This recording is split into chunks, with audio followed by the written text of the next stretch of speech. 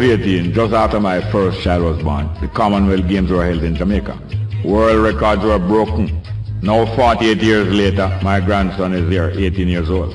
He is entering the third stage of education. Jamaicans of Josh's age group are doing great things at the Commonwealth Games. But it's time to eject the ruling family of Britain and outlaw any ruling class in Jamaica. So over to you now, Josh. I'm just looking forward to entering a new stage in my life, and hopefully I can spend some more time with the show where I can get advice from some other people who have been through the same things that I'm about to go through now. Well, thanks. I'm so glad you'll be here at the University of West Indies. Straight up, News Talk 93 FM. I'm Jerry Small.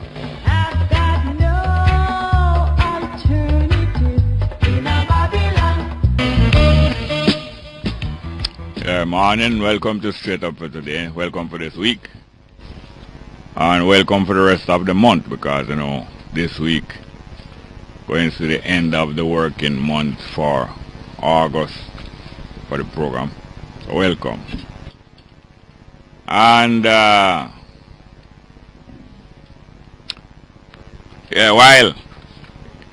while I'm strong, let me just say this.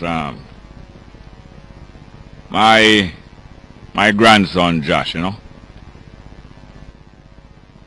he just came back from a family gathering, especially of my children and their husbands and their children and their mothers and them with it. I was the only one who wasn't there. But a couple more. I think my son asked for his wife, Trudy, she wasn't there because she had advanced state of pregnancy. And a couple more, like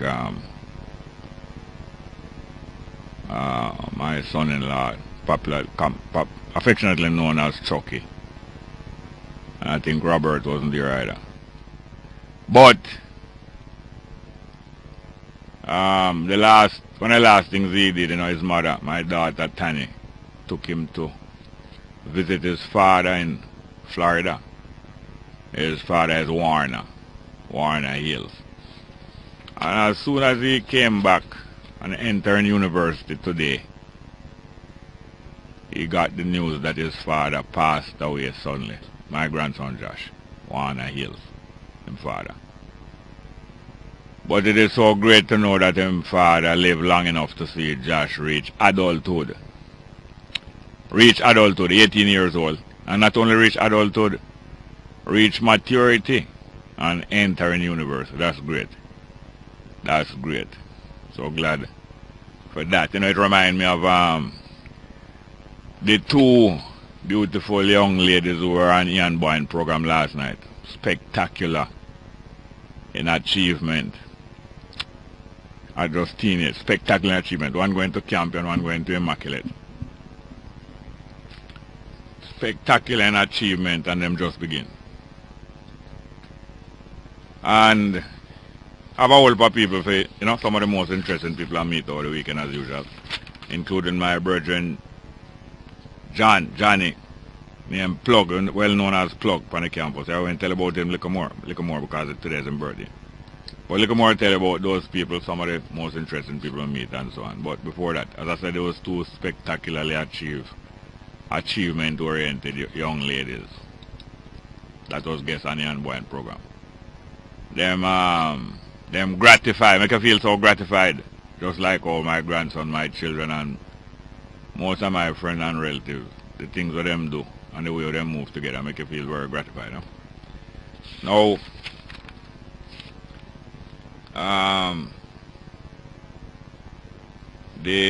and another thing, I'm going to link up the two things though. The two young girls on profile and the discoverer of Goat Island. The discoverer of Goat Island.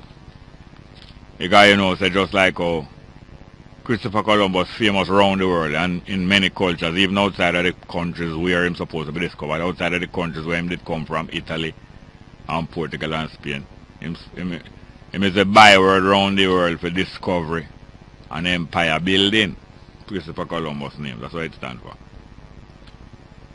And the discoverer of Goat Island, you're looking at yesterday, Gleaner, page 5. There's an article on Goat Island, but more spectacularly on one of the discoverers of Goat Island. Very much in the spirit of Christopher Columbus. But before I go there, I committed myself, to apologizing unreservedly to the listeners of the participators of the program here, for I allow myself to be drawn. I read any text message that come here. Don't afraid of none of text message, no matter what they criticize them, because I don't really take them personal. I don't take them personal, just like if I criticize anybody, I'm not doing it on a personal basis of trying to hurt anybody. So I also accept criticism, or even cussing, on a non-personal basis. That's why I'm able to read any one of them. Not really hurt me and things. Most time I'm amused by them and laugh by them. Even when I laugh at them though, sometimes if you react in the same manner that the criticism is given, you're not really, although you might laugh, you're not really taking it in good humor. Because, you react in the same like manner. In a like manner, that means that you're being drawn to the same kind of thing. So, somebody there texts me quite a few messages, either Thursday or Friday. I think two of the texts start out calling me goon and all them kind of things. That's not trouble me at all. But them was quite harsh on them kind of way. That's not trouble me neither. But one of them did end by calling me a was and them way. Somebody did reply, to them. So, boy, I believe that. With all you go on, you're addicted to the program still. So you must go and listen and think something wrong. You must go and listen and, And I even did, I even was bringing into question the size of various crab loaves, whether a large one or a small one. But it's a good thing.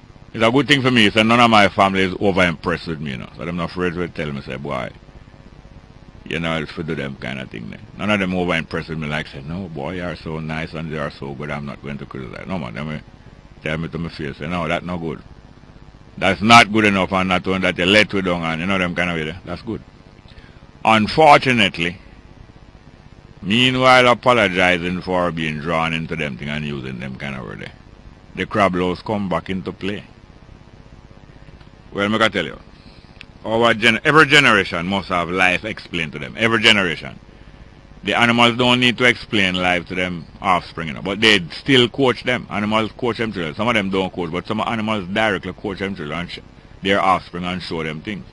Well, human beings don't have language. Well, the animals have language too, even though we might believe that we have word and verb and subject and predicate. We have more language than them. Them have language too.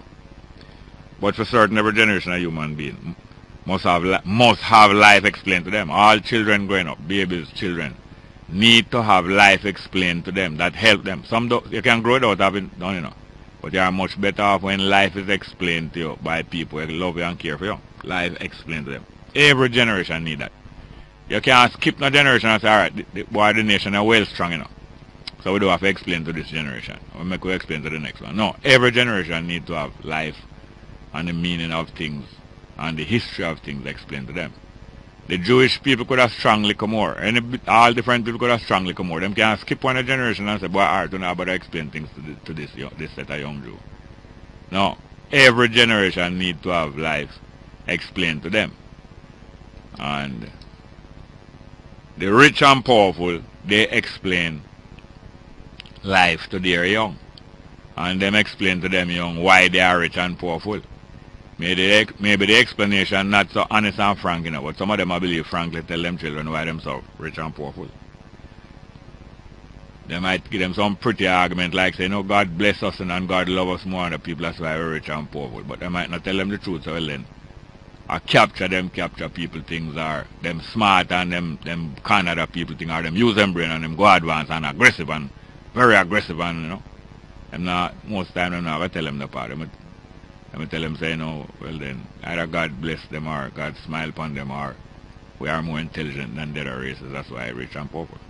Well, seeing like how the rich and powerful explain life to every generation. So it is the poor and the disunited must do so. I wouldn't even say the poor and the weak, like we have rich and powerful. I wouldn't call that, I said, poor and weak. I would have said more poor and disunited. Because we're not really weak, The mass of the people not really weak, is because they're disunited. The other people is strong, not because they're naturally strong, but because they're united, and unity is strength. So it's our disunity is the source of our weakness, and that's why I don't really describe it as weakness. So I said, just like how the rich and the powerful explain life to them generation, and explain how them riches, and explain why them better off than other people. So it is that the poor and the disunited must explain to their young too, But you must make it an excuse, like, so if you make an excuse, tell your people, say, boy, we were robbed, you know, and that's why we're going poor forever, and boy, it's not our fault, but anyway, we're just going to stay same place. No.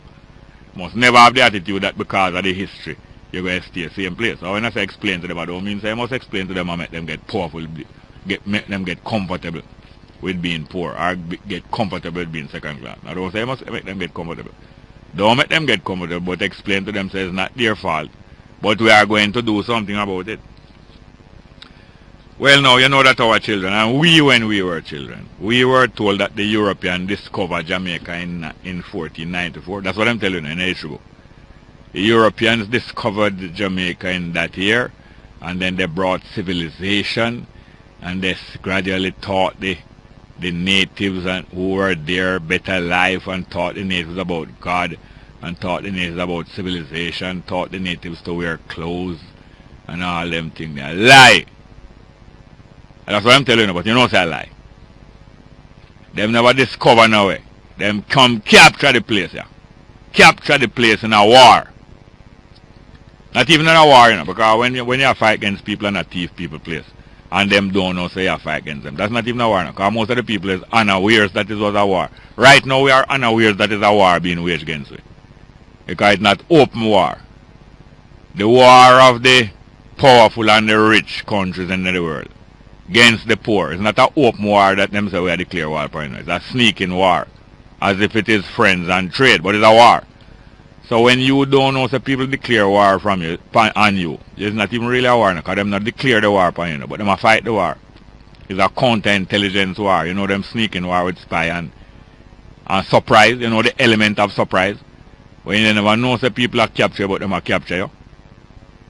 Well, the element of surprise is there. That's why it's not an open war. But it's a war. Anyway. And I'm not sorry for yourself neither. You know. So anyway, them tell us the Europeans discovered Jamaica. Them not tell them to steal Jamaica. You know. Most of the world has been stolen by war. Most of the land and the countries in the world have been stolen in war. But most of the people never even realize. That's why it's not called like no war. You know. It's a war we are unaware of. And when you look around, you get captured. And you are captive. That the war named colonialization. Colonialization not carried out by strictly open war and people declare war upon you and say, boy, right now you're enemy, you know, and we'll kill off in you know. It's a sneaking thing, and it's a thing done with the assistance of buying out your representative them. Can you imagine if you in a war and you don't know? You're in a war and you don't know. And the same people you take as a leader them. And them buy out and use against you. You're not going to be aware at all. That's why you don't realize it's a war. Because most of the so-called people supposed to be leaders and protectors. It's them get buy out and use against you. Fifth columnist. The people them who you are called leader, and the leader them are fifth columnist against you, but you don't know. That's why you don't even know it's a long-term war. Hundreds of years to go on. And that's how the whole of the world being captured by the rich country. That's how the rich country them get rich, you know. By capturing other places and other people, slowly and trickily. Using some of your own people and gradually get richer and richer, you don't even know it's a war, you know. When you start to try to imitate them, you are trying to look like for them woman. Your woman are trying to look like for them woman. I buy a wig I put on to try to look like for them woman. I buy a lipstick I put on. I buy all kind of thing I put on. Don't even know so them is a victim of war and is lose them or lose the battle. Why them even put that's when people lose battle, you know. Most time them put on the enemy uniform, you know. Sometimes for disguise themselves or sometimes for show the enemy. It's a form of surrender. Do you know, so when you surrender, you bow down, you put your flag down upon your gun and you bow down to the other person's flag. So now, the losers are being captured and then don't even realize it. Don't realize it. Through the element of surprise. Now, our children should be taught all these things, you know. That Europe come down and come capture the place. But him do it sneakingly and him use some of our people over in Africa and buy them out. Use them against it. Him use some of our people even down here after 500 years him use some of our people against it. So you must explain these things to the children. But not everybody even know these things, much as able to explain to the children. Now for instance, one of the two young ladies that was on the Unborn program yesterday. That is the strength of our whole family and our education. You know. Our family explained these things to her from Shalico Picnic, because they are strong African-centered people. And they explain these things to the children from they are young. And they teach the children everything that can be learned. Everything inside them teach them. So she take it like a joke to take 16 subjects and pass them because she has been explained, everything has been explained to her from the little child, preparing her, explaining how reaching a situation and how going to come out of a situation. Every time young boy and ask her if this never had and how she could have done it, she busts out a laugh. She laughing hilariously. It's a big joke to her when people are questioning how you do so much things. She's a big joke to her because she knows that when you're being trained to do this thing, it's a joke. And she enjoying herself meanwhile she watching sports. She doing all kind of different things. So half of what she do, you don't even know what she do. So when you praise her for what she do, she busts out a laugh. She can't stop laughing. She laugh uncontrollably. Because it's a joke to her. Them little joke business is a joke. Hey, you know, so when me watch the program last night, I realized that my old lady, I know a long time my old lady used to homeschool me and my sister. And I think she used to homeschool the bigger one them too. Homeschool, you know. That by the time we go to school, we could have read and write already. That's beautiful. But even after my old lady homeschool me and send her go to school, last night I realized I had to homeschool myself right from them time right till now. You know. Homeschool myself. Although I'm not on degree. I'm not on degree, I'm not on qualification. I'm not really master and all the trade. But me get to find say once you start being homeschooled, you take up the habit too. And just go and homeschool yourself and everything. For life. Well, them way they know we have to go recover ourselves and recover our children. Not the whole of us going to do it, but there's a certain number of us is doing it and going to do it and not stop.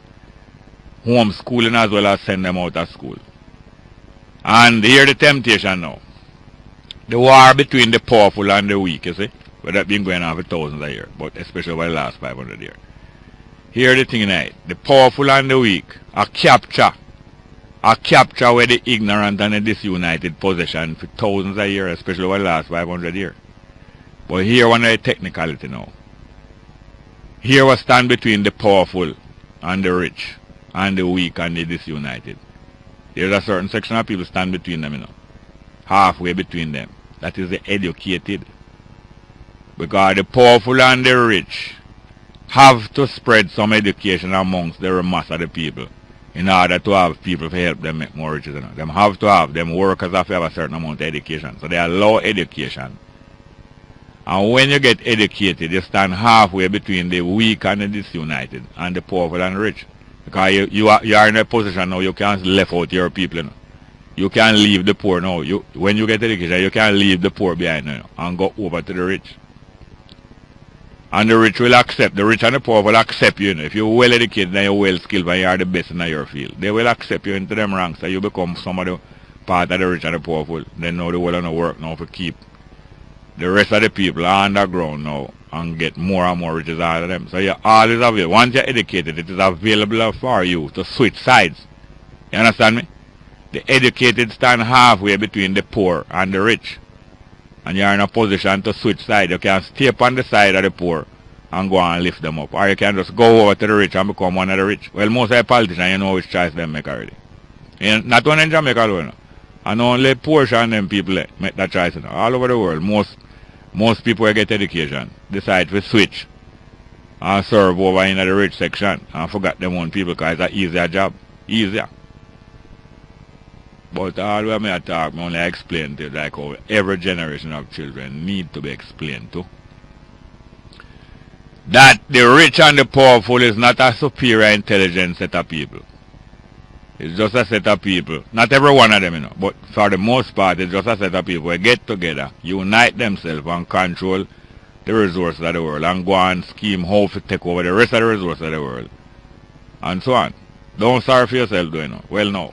It's the same like how Christopher Columbus did come down to Jamaica and claim, say, him discover Jamaica. Christopher Columbus was part of the Portuguese and Spain and Italy Maritime Institute, the Latino Maritime Institute. So same way now in Jamaica now, last Sunday, you have an article in a page 5 by Sunday Glen, go read it. Then say only ants upon the island. You have faced the man. The impertinence of him. As impertinent as the Prime Minister was a few weeks ago telling us that the road is a gift to you.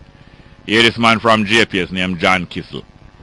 Him go out on a visit to Goat Island now with the Caribbean Maritime Institute. Now you know, so it's the Italian and Portuguese and Spanish Maritime Institute that's in Columbus. Come here.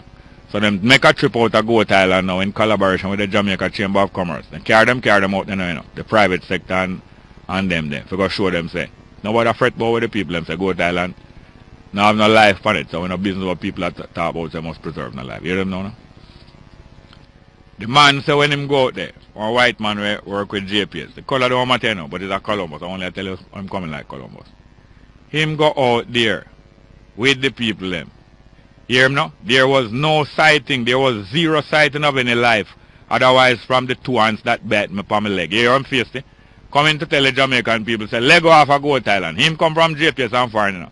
And him a tell the people of Jamaica, say, leg off a Goat Island, because no life now the outside. The two hands will bite me upon my leg. And I don't think we have to worry about them because I killed them both. Same like how Columbus come to Jamaica, you know. See the Caribbean they are at them. And go back to Spain, go tell the people them, so don't worry about them, you know. I kill off all of them. The man, him is making a mockery of the hands. You know that the hands represent we? That's why the Bible tells us, go to the ant, those sluggard, lazy people must go to the ants and see how them work hard. So him say when him go to Goat Island, only two ants him say, you don't have to worry about them, because him kill them off. And we that represent, you know. And him say, but seriously, I didn't come across any life other than cactus. And I found a fruit tree, and somebody ate the only two little piece of fruit that was on it. You hear him say? After him kill off the ants, there's only two little fruit that drop on a tree, and somebody eat off them. So him a mock you more with the two little fruit, you know. Well, I do have to tell you that before Christopher Columbus came to Jamaica with them Spaniards, them and them different people, there was no plagues here, there was no gonorrhea and syphilis here, and there was no crab louse here. But you don't have to ask if crab louse, they after them come. And they are them gone. And Africans are also here now too.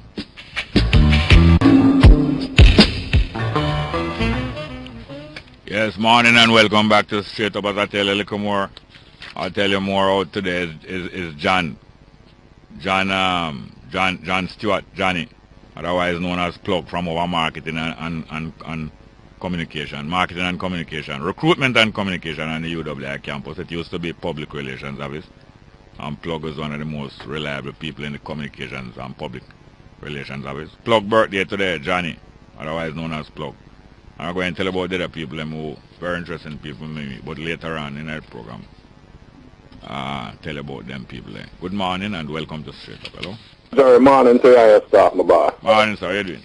Yeah, my day, I know. But I have two quick things I want reply towards your commentary this morning. Yeah. Alright, firstly, this guy from, where him come from, JPS? Yeah, man. Where him go over Goat Island? Yeah. And two ants and things? Yeah. I would like to ask you to give me a definition of when you go on an island, what is life really? Apart from people being there, what else is the life of the island? Yes. Well, whatever living thing and plants, because I know that plants are alive. Exactly. And animal mean the life that can move around by itself. Plants don't move, they are planted. In other words, they stay one place. But animals mean they are animated. Them can move up and down. So you realize that he's being stupid and cry when he come talk them. And he's been impertinent too, because he's boasting off that any little animal life was there, him kill it off, and him say a next person kill off any little fruit life was there, them name off the two little fruit. He's mocking and jeering, showing that there's no life there so they can capture it. It's the same way Christopher Columbus said boast off. Why never go Arizona over US? No, because Arizona, the desert in the US? Yeah. Answer the same thing too. No, because I want to preserve Arizona as how it is. Yeah. He want to preserve Arizona, and him have Arizona already, but his new place he want to capture. Yeah, well, Jerry, I'm going to say something else to you. Friday afternoon, when I listen to newscast and the attendant bus fare increase, I get two different reactions coming out of some meeting that they had Friday. By 2 o'clock, the news was out that the fares increase would be on hold until such and such time, which will be sometime this week.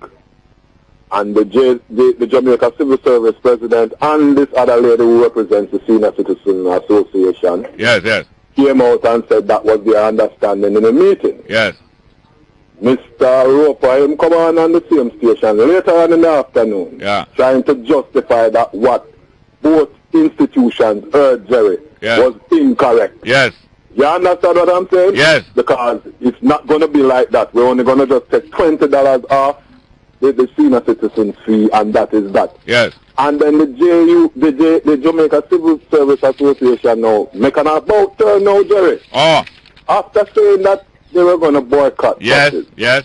And the same meeting that Mr. Roper was in, I said his own decision was for $20 to come off senior citizens. Yes. Majority of the civil service, Jerry, is not senior citizens. Yes. It's working young people. class people and they have children going to school. Yes. So what kind of deal the civil service make this about with now? What kind of deal you don't understand what happened. No, hold on. Them trick them, them tell them lie, them promise them certain things and confuse them, and when Abka Fitzhenley point out to Muropa that is you were not dealing with them honest, but him didn't say you were not dealing with them honest. Hold on, him just say, but this is disingenuous. You're Roper now, you're casting a slur upon my character. And I am demanding that you must take back that word disingenuous, because I'm knowing a guilty conscience, joke him, and him know that I trick him and Omar Davis. And the next greasy one name again, Colin Campbell, very greasy. Them trick the whole of them, man. Them trick the people them, and then now the whole of them make a deal. Syringa Marshall Burnett is a big PNP president of PNP Senate, you know. Right. And the Civil Service Association, man, them make a deal. And the next one, them gradually withdraw all of them protests after being tricked and make a deal. And the PNP spend between Friday and Sunday trying to diffuse the whole reaction of the public to the bus thing. You understand? And that's why them boast. That's why Omar Davis and them boast, you know. So them know if you handle this. Well, let them go on. Them think a cool breeze. Yeah, man, for real. Thank you, Jerry. We'll talk on a later, but rebound. Disingenuous. Thank you very much, sir. Yeah, man. Good morning and welcome to Straight Up. Bongo, Jerry. Yes, sir. Welcome. Yes, what's up, man? Fine, thank you. First of all, condolences to your family and the loss of your family member. Yeah, man. Warner Hills. Yes, Bongo, Jerry. He's what relation to you? Well, he is my grandson's father. Okay, yes. You know, yes. Josh's father. Oh, Josh's father, yes. Condolences to you, Josh. Yes, sir. Yes, Bongo, Jerry. Yes, sir. You see Omar Davis, straight on him and so on. Yeah. We don't know him no good. Everything like that. You know, I heard him this morning saying, yeah. Oh, they're making so much noise. Yeah. What about us? What kind of statement is that? Which us that? Eh? I saw him on TV this morning. Yeah, which us him attack? He was talking to about them, the government and so on. Yes, yes. And the JUTC and Garnet Roper and all of them. Yeah, yeah. You know what I mean? You see what kind of disdain and disrespect they have for the Jamaican people? Yeah. You see it, Bongo Jerry? Them are no lion art, girl, you know. Them are Connie woman. Yes. And you know, Connie is a version of, it really means connish. Definitely. Them cunning. Yes. Very cunning. Connish. Cunning means as you say, yes. Yeah. And cunning and so on. Con person and so. Yeah, right? Confidence trickster. Yes. Take you into them confidence. Right. And make you feel confident. Yes. A 3-card man. Yeah, 3-card man. Yeah. And I come talk about right now about as I say, not about us. And then now what about us? And then him going on and so on. You see the fear increase that he make, Yeah. He did it last year, right? Yeah. He come back with it again this year. When him did it last year, yes, hold on. Go on. Yeah, he has no intention whatsoever to take it off. It's just the senior citizens him intended to. I never intended to because him getting pressure and so on. Yeah. Good. And imagine the lady who represent the senior citizens. Yes. Mrs. Syringa Marshall Burnett. She's supposed to be representing them, you know. Yes, one good. And from last week when she attacked on behalf of JUTC. Yeah, exactly. Not on behalf of the senior citizens, you know. Right. Because she have her loyalty. She's a loyalist. PNP, yes. She's a loyalist. Can you imagine that? So the Civil Servant Association, not representing the Civil Servant Association. Right. Him get trick and get buyout. Yes. So the teacher, them are, not the teachers, you know, but their representatives, all of them usually get buyout. Yes. Because them call them and make them offer where them can't refuse. Right. And they make peace with them. So, you know, no more mongrel dog, you know. Yes. A mongrel friend. Right. That is so rude. You know what I mean, Mongrel Jerry? Yeah. That is so rude. Oh, you're making up nice. Now what about us? You know what I mean? Yeah. It didn't get me up, man. No, man, but hear me now. It is it's just like the homosexual community aboard them in the Gully up and New Kingston. Yes, Mongrel They get so bold. Yes. Because they have big backative. Right. And international funding. Yes. and all kind of different things. If it was a set of bad boy youth, they'd go out with them thing there. You think police would up there, go up there, go slap them on the wrist? Right. That some of them could have get for all a choke. Exactly, because I want to talk about, I will pump you on and answer that thing there. If it was a little set of straight black boy, yes, we rob people, you think them would have get no chance to choke superintendent them throat? Exactly. And I wound the policeman. You see? Special people and all them kind of thing and special treatment and all them kind of thing there. You know what I mean? Yeah, man. Here, Omar Davis now. Yes. Peter Phillips is in the same position that I was in, you know. Yeah. Me Minister of Finance. And him say, and he is doing his best. He has done his best. Him can't do no better. Yeah. And him never mentioned, him say the same thing with him. Yeah. Him never mentioned that Peter Phillips is now Minister of Finance. Right. And Peter Phillips was Minister of Transport, and him is now Minister of Transport. Exactly. Him never want to mention about you know why? Right. You know why? Yes. Because if the PNP did carry him forward as spokesman for finance in the election campaign, yes, they would have lose the election flying. Exactly. So they had to hide him in Ministry of Transport, right, and put Peter Phillips there. Furthermore, the American government want them said nobody try sideline Peter Phillips, you know. Right. So they had to hide him there. Meanwhile, as somebody said on another station this morning, is him run the government, him and PJ run the government. Right. But them dare not put themselves up front. No, them can't put themselves up front. Them have to stay in the background. They mash up 40,000 business under FinSac. Right. And them a mash up JUTC. Exactly. And them a FinSac JUTC. Yes, let's not forget that.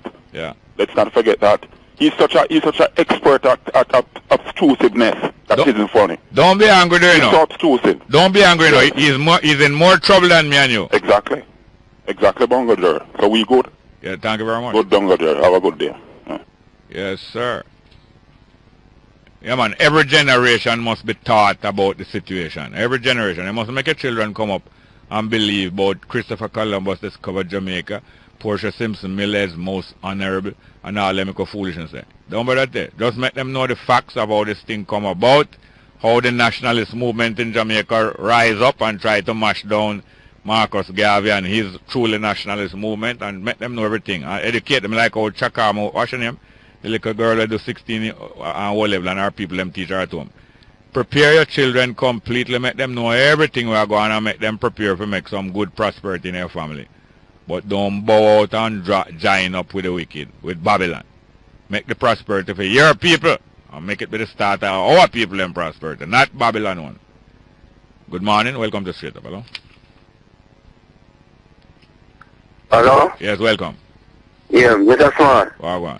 What we must do, alright, you know this game, this game of Jamaican life, yes, sir. The politicians, them make the rule, them are the players, them on one side and we on the other side, them are the what you call it now, the referee. No, they are not the ref. What I know? Or they are the ref also? Or they are the ref also? Go ahead, man, sorry. Yes. And them change the rules of the game in the middle of the game and they go for them way. Middle of the game. So what we must do now, for the rest of our life, we must sit down and depend upon the goodness of the heart of these wicked and dreadful set of people. No. What we must, no. What we do, we get together and study the situation and make some adjustment and conserve your energy and start study how other people have got out of this hole, because other people have got out of this hole before. And it can be done. Me hear a talk show host on radio this morning, you know, in our commentary, he was saying that how much time we give different persons on the two side of political fence. Yes, let's go for a break. Hold on, let's go for a break. Hold on. Them deal with the situation. Yeah, hold on, let's go for a break and come back, please.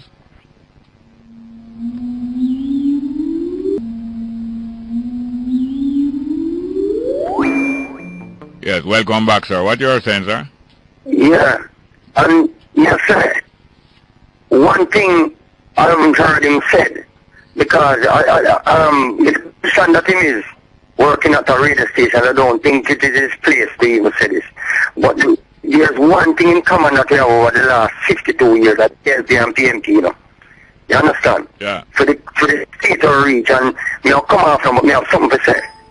Say, me tell them dispense justice if they want peace, if they want the war and the killing to cease.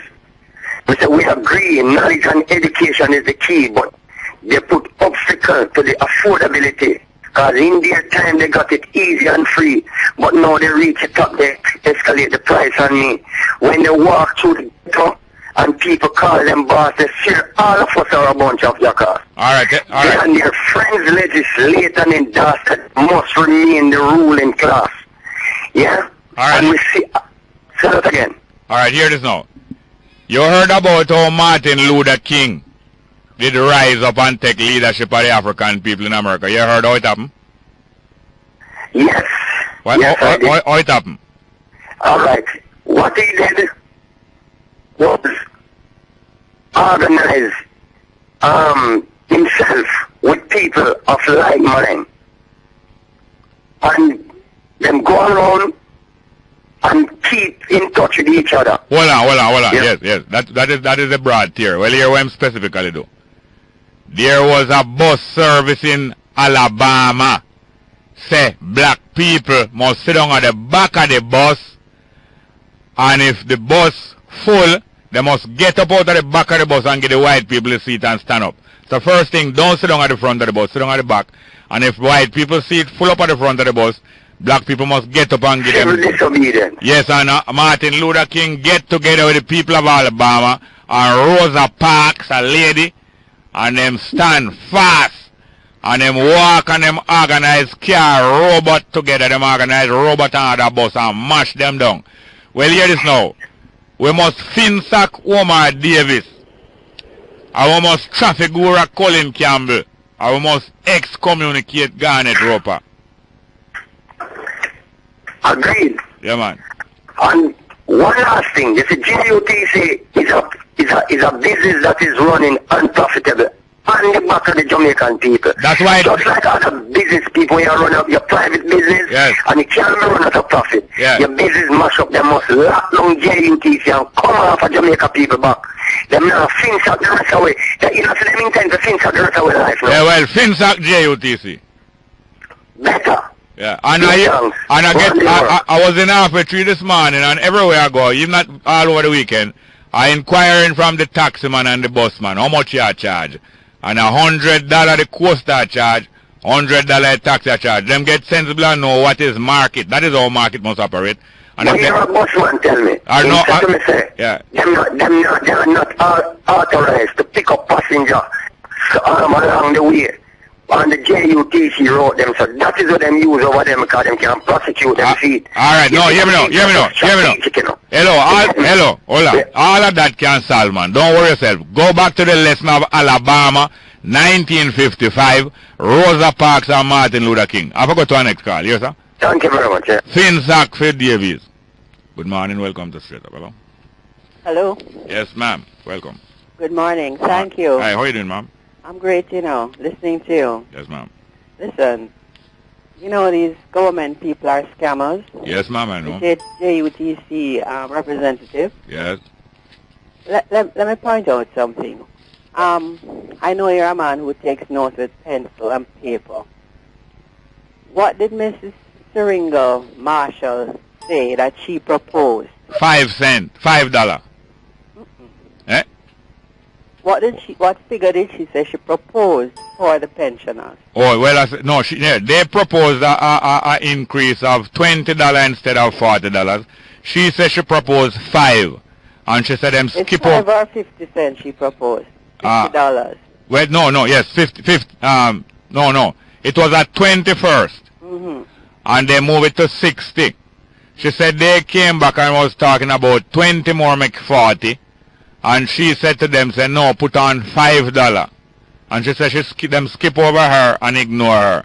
But immediately she started to talk on behalf of them because I know she was president of the PNP Senate and that kind of thing. But they tricked her too. What a trick, because, this is what I must note. It is possible now for the cabinet to meet within 2 hours of something and make a decision. Yes, quickly. Is that it? Yes, quickly, yes. If it is necessary for them. So that is what happened then? Yes, and they make that decision quickly. They didn't have to wait this time and that time. And yet they promised They acted as if they were going to hold the fair until Wednesday. They pretended and double spoke as if they were going to hold the fair till Wednesday. Well, I know there is treachery and trickery. Yes. And if you notice how misleading the statement was, I mean, I was listening to Nationwide. Yes. And the head of the civil service came on and made his declaration. Yes. And then Mrs. Syringa Marshall said that was her understanding. Yes. So, I mean, to me, it seemed like a very cook-up situation, cook up, you know, because, you know, people always can misunderstand. Yes. But, so they don't tape those meetings. Well, that is the thing. And they don't have a secretary taking notes. Yes, and Abka recently now was pointing out certain things to Roper. Roper got ignorant on him because Abka is taking too much note, and he tried to deal with Abka like a little fledgling, and say his time is valuable and him do. And yet at that time he tried to prolong the program. Yes. When it suited him, he tried to rush the thing, and then when he wanted an apology, he tried to prolong the program. Abka told him we are out of time. And he tried to prolong it, and Abka cut this. And do you notice, if you're listening to that station, that whole conversation was not repeated for the news? No. I mean, it is disgusting, Jerry. No. And then, I don't know if you made note of this. Yeah. I have the whole I notes, but yes, last night, no. Since they launched it yesterday. Yeah. Here's a glitch. There's a glitch now. The tickets are for $30. Yes. But they're insisting that the people must pay $40. Yes. No, so what is that for now? They're making a way now for some more same thing that Mr. Lewis is there trying to correct? Yes, that is the very thought that came to me when I heard it, ma'am. Very thought that came to me. No, I mean this is carelessness.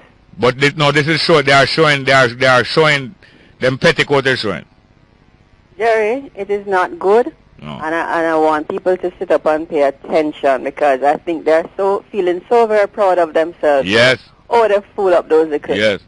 Yes, and watch how the people are going to adjust to the 120 to 120. You know what? It seems to me that they're doing a test run. Yes. To see, launch it on a Sunday, see how the people will react. Yes. Because we're coming up to, you know, there's a lot of election mode. Yes. You know. Yes. Then and the tickets are for $30. Yes. So they're going to go on collecting now the 40. Yeah. And then now account for 30. Mr. Pino will give them a present. Yes. And make it the 30. Yes. You know, that has been used before, you know. You ever see anything like this? That has been used before. But that is one of the dangers of only having limited competition. That's one of the dangers of only having limited competition. When there are only two entrants in the race, you can trick people that kind of way. And so therefore, that's why the JLP can't handle the PNP, because it's a two-horse race. And without a wider field, they are not going to get the best service out of the state apparatus. One thing I want to know, did Mr. Holness's protest take off this morning? I don't know. When I passed through Aperture and I left a couple hundred people there. Then later on when him come, I hear that there was like there was a lot of people there. But this is not about the JLP, just about this isn't that about the JLP. Just about 1999 was organized by the people of Jamaica, largely the taximan and the commuters in the taxi. And then Siaga tried to jump on it. And little more here, not just like Martin Luther King and them other man in 1963. Them call off the march, as if it's them that organize the march. Siaga tried to call off the 1999 thing. Say, okay, we have made a point. And after him claim him called off, people's out there 2 days more. But this is the way, they cannot put this is not about no JLP or no PNP. They're catching at straws and using every opportunity. Yes. Because really, I mean, how can the bus company continue, according to them, being underfunded and not collecting the right fare? Because each time they're looking to looking at it from a political stance. Oh, we can't raise it now. I mean, how will it survive? No, not fooling anybody, and that's why I say we must impart our understanding to our children constantly. But I forgot to another call. But thank you very much thank you very much for helping to open up the thing. Thank you very much. Yeah. Good morning and welcome to Straight Up. Hello. Morning, welcome. Straight Up. Hello. Go ahead, please. Good morning, welcome. Straight Up. Are you listening? Hello? Yes, go ahead, please. Yeah, good morning, my Jerry. Yes, sir. All right, Master. What I want to know, you see, I don't want my mouth put me in trouble, but I want to find out if it's true that Mr. Omar Davis not running again as a member of the PNP. You know about anything about that? No, I don't know. All right. I think I heard him telling Ian Jackson that, but it never come out clear. The other day I was telling you, Master Jerry, that anybody who practice communism or even socialism in dictatorship-like style, that don't like poor old man. When a certain man did start communism, I heard that him never like how people love the young people them that them can twist them brain and tell them everything is right and tell them that the money is right but the moral is wrong. I believe that him not going back in power, that's why him treating us so bad. It kind of boring though. You can't find something more interesting to talk about. Him kind of boring. Yeah, well, when I talk about it, because I know an old man supposed to go a doctor about 4 times for the week because him, and then because of the bus fare, him only live off of the part program, 3,000, and that can mind him to the 3 weeks. So that's why I'm interested and say how wicked him is. All right, my boss. Anytime remember anything else here? Well, thank you very much. Here, sir? Yeah. Yes, we have some text message.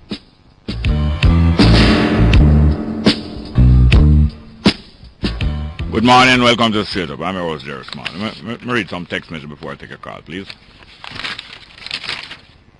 Mr. Small, your friend Beth is getting mentally disturbed. She needs the psychologist, the psychic aids, and the medication, sorry. Yeah? Well, she's got to have it if she needs it. Just make sure she get it. Next one. Morning, Bongo. Can you please explain how important it is for human beings to maintain a sense of humbleness? Don't get swelleted from Taxi Driver Yankee Evolution. Yeah, it is vital. It's vital if you want to keep your senses. It is vital. Now, if you don't care, you can do without it, but it's vital. If you want to keep your senses, it's vital to maintain a sense of humility. It's true. And humility don't mean say bow down on everybody now. Humility just means say you just know yourself and don't see yourself as being higher than other people. And don't see other people as being lower than you, or some people as being lower than other people. All human beings are the same respectable life. Them behavior might not be the same, or them behavior might not be respectable, but them is the same respectable life, you know. Next one. Morning, Jerry. You see what's happening in Average? That is why people not joining this so-called protest. It looked like a political party meeting. Well, what happening in Average was called by a political party, so it's not surprising if it looked like a political party meeting. What is more important than what happened in Arbitrary is the people them packing up into the coaster buses them. Them not in the protest. They are going about them way, paying $100. And the people them packing into the taxi. When I go in Arbitrary this morning, the place kind of empty now. Usually say whole lot of people stand up and wait for a bus. And even now wait for a car, and sometimes I pick and choose to go in a car. But this morning everybody look like them a pile into the car. Because the car them a charge $100 same way. And the coaster bus them a charge $100. Now, it would be good for us if the coaster driver them and the coaster doctor them keep them senses and keep them fear at $100 and don't get greedy. And because JOTC a charge $120, them put up for them own. If them have sense, now is when you're going to know who have sense as business people. Who have sense as business people and hold down them prices. When it was just Lime, Cable and Wireless providing telephone service, you never get the best out of them, you know. And even when Digicel come, for a while you see a little improvement, and then the Digicel and them, you don't see no, the two of them come like them of JLP and PNP. But it's when a third and a fourth supplier came into the picture. That is when now you start see some prices dropping. You know. It come like Pews. Pews is a photo shop, a photo studio.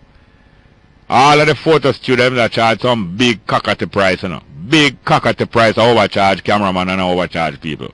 And so it can't come down. And so when Pews come in at Kingston in the 90s and start charge about 1/3 where they have Photoshop a charge, you just see everybody start cut down them price and I run just and I try catch photographer for come at them place and I try catch ordinary people for come at them place. Competition is the name of the game.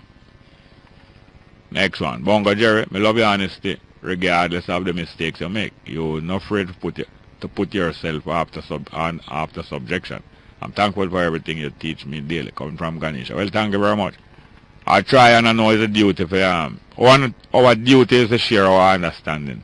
It's a duty we have to share our understanding and make people know that you are not inferior to anybody else and don't give up. There's no giving up. That's my duty. Next one. Good morning, Jerry. You have just what? Railed it. What railed it mean? Oh, nailed it. You have just nailed it. Well, I'm glad I hear that from you, but I would like to know precisely what I nailed it on. What nail I hit on the head. Next one. I always wondered what the level of your wife and children intelligence is. If they don't talk to you about your disgraceful behavior sometime, they must be very embarrassed and you are not getting any better. But I have some lovely, I nearly said some lovely wife. I have some lovely children and my children's mother, them is some lovely human being. I'm a wife also. So I know still that you are eating out your heart. Regardless of what you say, you're addicted to the program. You're jealous of the quality. But you can have it too. If you do the things that I do and if you relate to them, you can have it too. So don't be jealous. But keep listening. I don't think I even have to tell you that. I think you will keep listening even if I don't tell you. Good morning and welcome to Straight Up, hello? Good morning, Jerry. Yes, sir, welcome. Marcus Garvey, you always say it's not no 100 years of UNIA. No. And you're right, because look here. After Marcus established the UNIA, yeah, it did have to go to sleep. Yes, yes.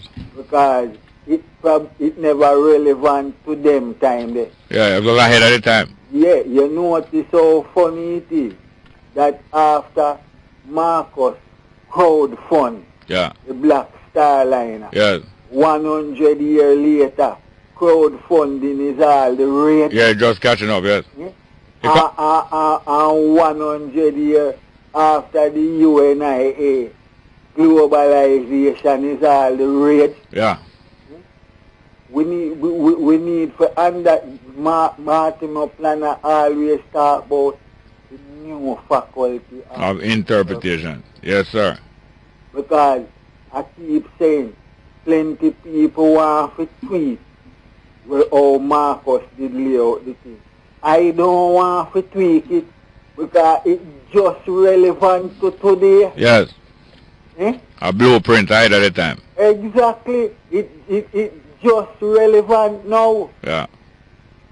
So I don't want, and you see, why I don't know, when me give thanks to Marcus, because when I look now about how to deal with today, yeah, I have Marcus and His Imperial Majesty now to look back on where them did lay out 100 years ago, you know. Yeah.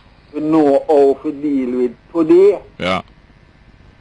You know, sir, to talk about that, you know, I believe that if the government did serious and them did run JUTC in a worker participation way, yeah, you know, I believe probably they run better. Yeah. Because when workers and management participate in a run a company, it usually run better, you know, but people usually don't keep it up. People usually don't keep it up. It go on for some years and it's good, but you know. But one day, you know, human beings are going to formulate better ways of doing things, better than communism, better than capitalism, with elements of both methods of production and methods of sharing in it. But these are not good enough. So it's improvement. It's improvement to I look all the while. Yeah, well, as you thought that, me remember your brother, you know, you small, and the government printing office. Yeah. Right? It did sell And the east, and it's funny how only that one something there ever command that east up. And you see how it work well. The workers them did buy it, no? Yeah, them they get some shares in like a year where they go on. 400 people did their work, and the place did only need 150.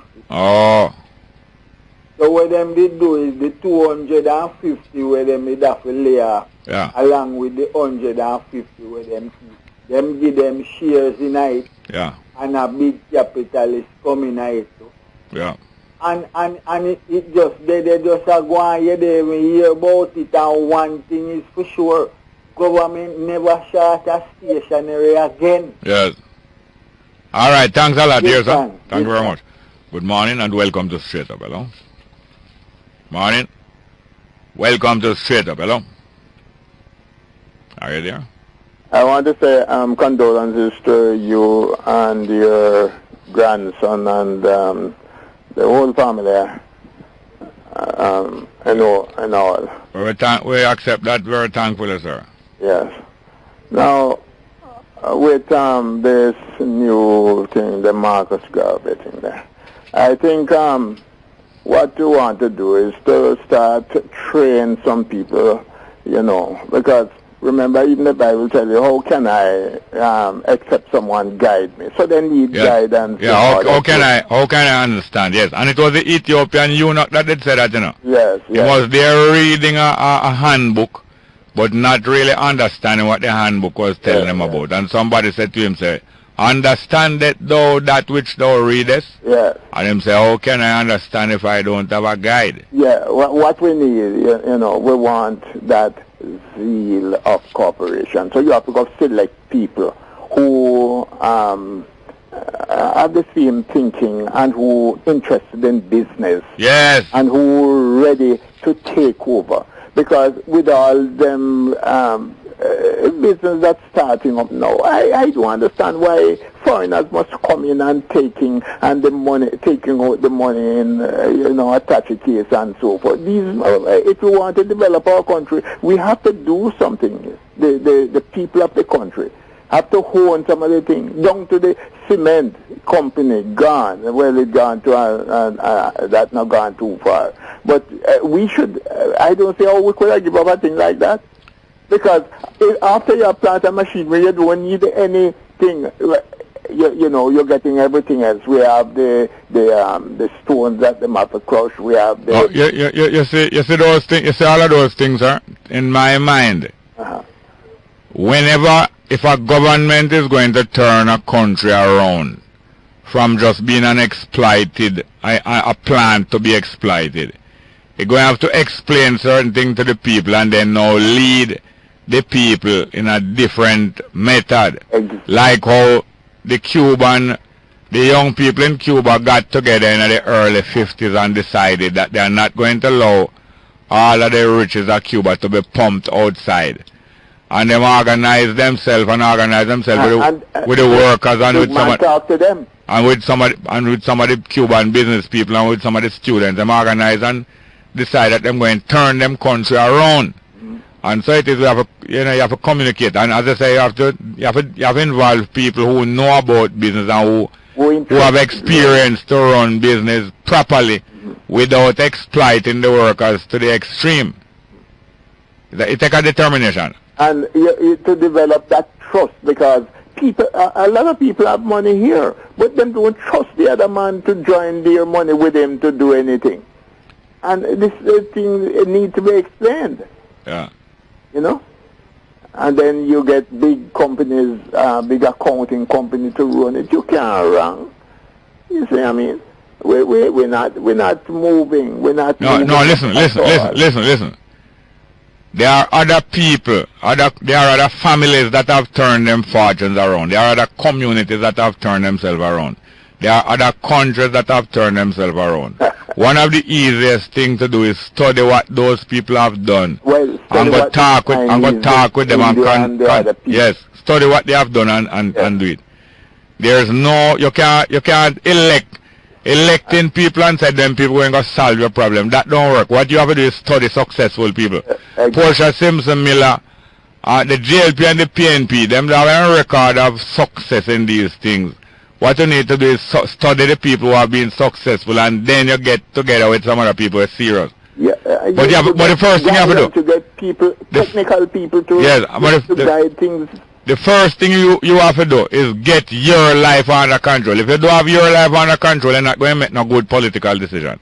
You can't just jump in and think. You have to plan your things out. Get your life under control. Stop borrow money and stop spend more money than what you earn, and stop gamble money and drink out money and smoke out money. Get your life under control. Exactly. Start to work more than what you've been working and save more than what you've been saving. Get your life under control. Start reason with your family and your children and your friends them. More reason. More than chat and watch blue movie. Get your sense together first. You first. Thank you very much. Yes, sir? Total agreement. Good morning and welcome to Straight Up. Hello? Jerry. Yes, sir. Wagwan. Fine, thank you. How old was your grandson's father? One old man? No, not a old man. You know him? Yes, yes. A young boy? No, it's not a young boy. His son is a young boy. Well, I'm glad I'm going to look for him daddy. Yes, man, that I'm regular habit. That I'm habit. And there's nothing can replace a mother. And nothing can replace a father. Although other people can, sometimes other people come father, children, even better than what them natural father do. But nothing replaces a natural father who is interested in them children. Yeah, man. And nothing replaces a natural mother who love her children. Yeah. And you can't impersonate it. Some of the people are talking about how them love the Jamaica people. They might try to impersonate it. Yeah. They love some people. Some people. And if you love people, you will make the sacrifices for them that is necessary. Yeah. The set of general and conman and conwoman. None of them can fool me. Yeah. Nothing replaces a proper parent and a real parent. I was listening to the clip with your grandson, but he can't talk. He can't talk. Because he's a baby, 1 year old. You have to learn him to talk Jamaica language, man. Jamaica language? Yeah. Yes, but when you had him sitting on the dining table, man, you teach him, man. Teach him? To talk patois. To talk patois? Yeah. So that you can feel alright. But I hear the clip with him, and I couldn't hear him, I say. You can't hear what him saying? Yeah. No. Another thing. No, that is not a thing. What you just talk there is not a thing. You're just probably going to talk something now. Try and see if you can talk something sensible now. I swear Andrew Warren is criticizing Peter, the finance minister. Yeah. That he stopped wearing boot jacket and wear jacket and tie. Yeah. But I see him on television in a big shirt.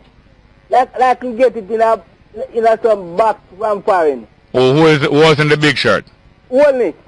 Yeah. See him in a big shirt on TV. Yeah. Big on him, like extra large. You have to put on a big shirt. No, but you see the petty, I thought you was going to lift it out of the petty argument, but you're going from petty to petty. So I criticize him. When I criticize the minister of finance, you know, trying to come out a boot jacket and knowing that. I'm going to see if we can find a next phone call here. Good morning, welcome to Straight Up, hello. Good morning, welcome. Straight Up, hello. Yeah, Leon. Yes, ma'am, Wagwan. Give thanks to you. Wagwan. And condolences to Josh, you know. Yes, sir, thank you very much. Yeah, man, I'm sorry to hear that, man. Yeah, man. But I say, as you mentioned this morning about the Goat Island, you see? Yeah. But they don't get the drift from yesterday.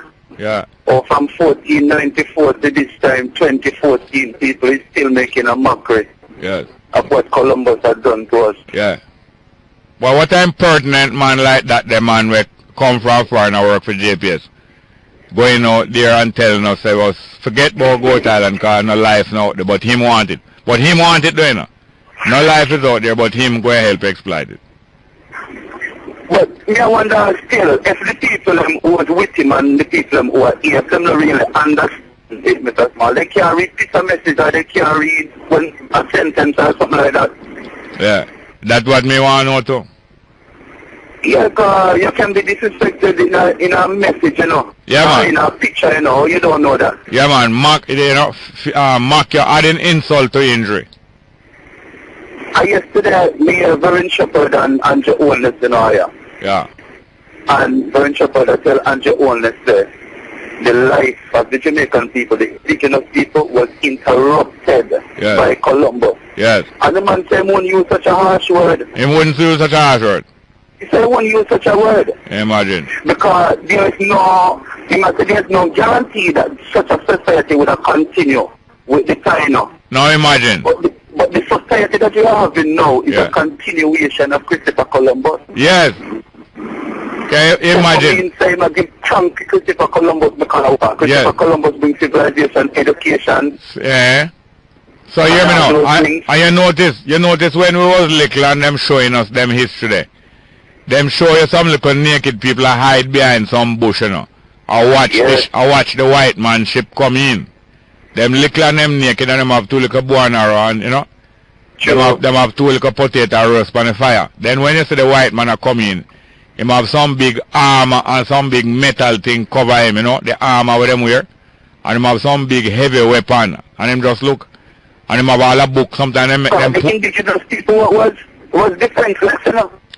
Yeah, but what them are trying to show you now, say, the indigenous people are some little naked people backward, and the white man coming with some new big technology with some armor where you can't take one and hurt him. And him have helmet and him have all the helmet like way pilot wear when them a fly plane. So in other words, them well covered and well protected. The whole impression.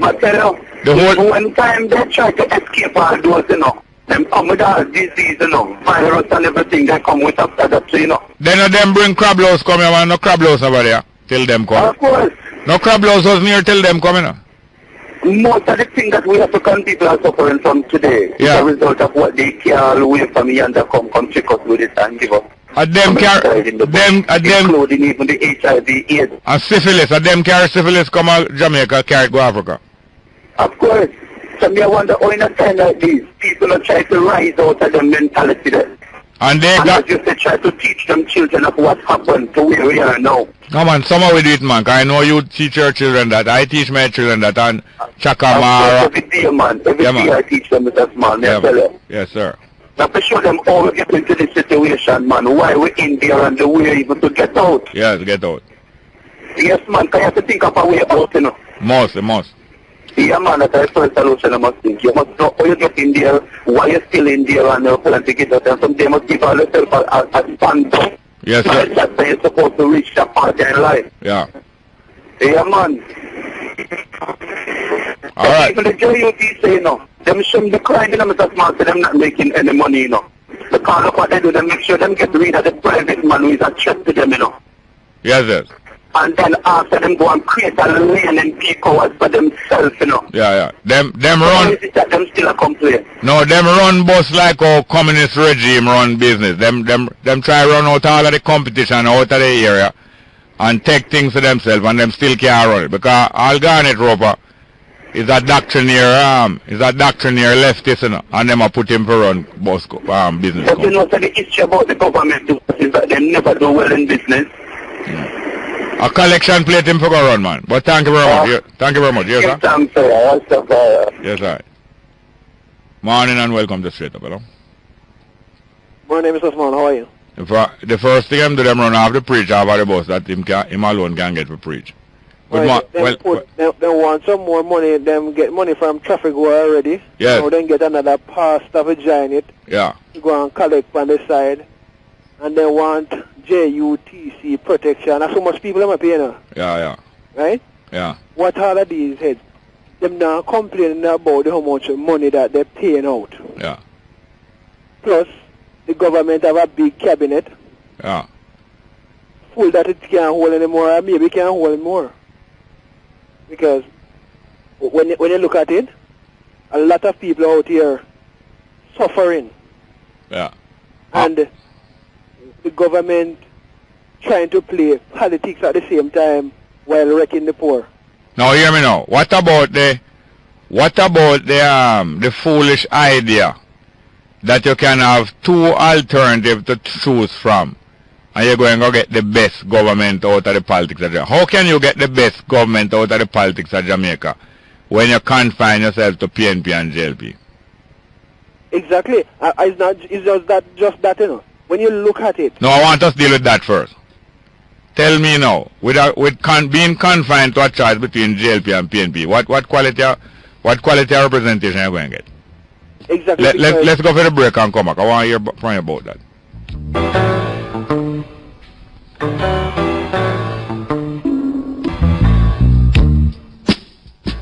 Good morning, welcome to Straight Up. I'm your host, Jerry Small. Let me read some text message before I take a call, please.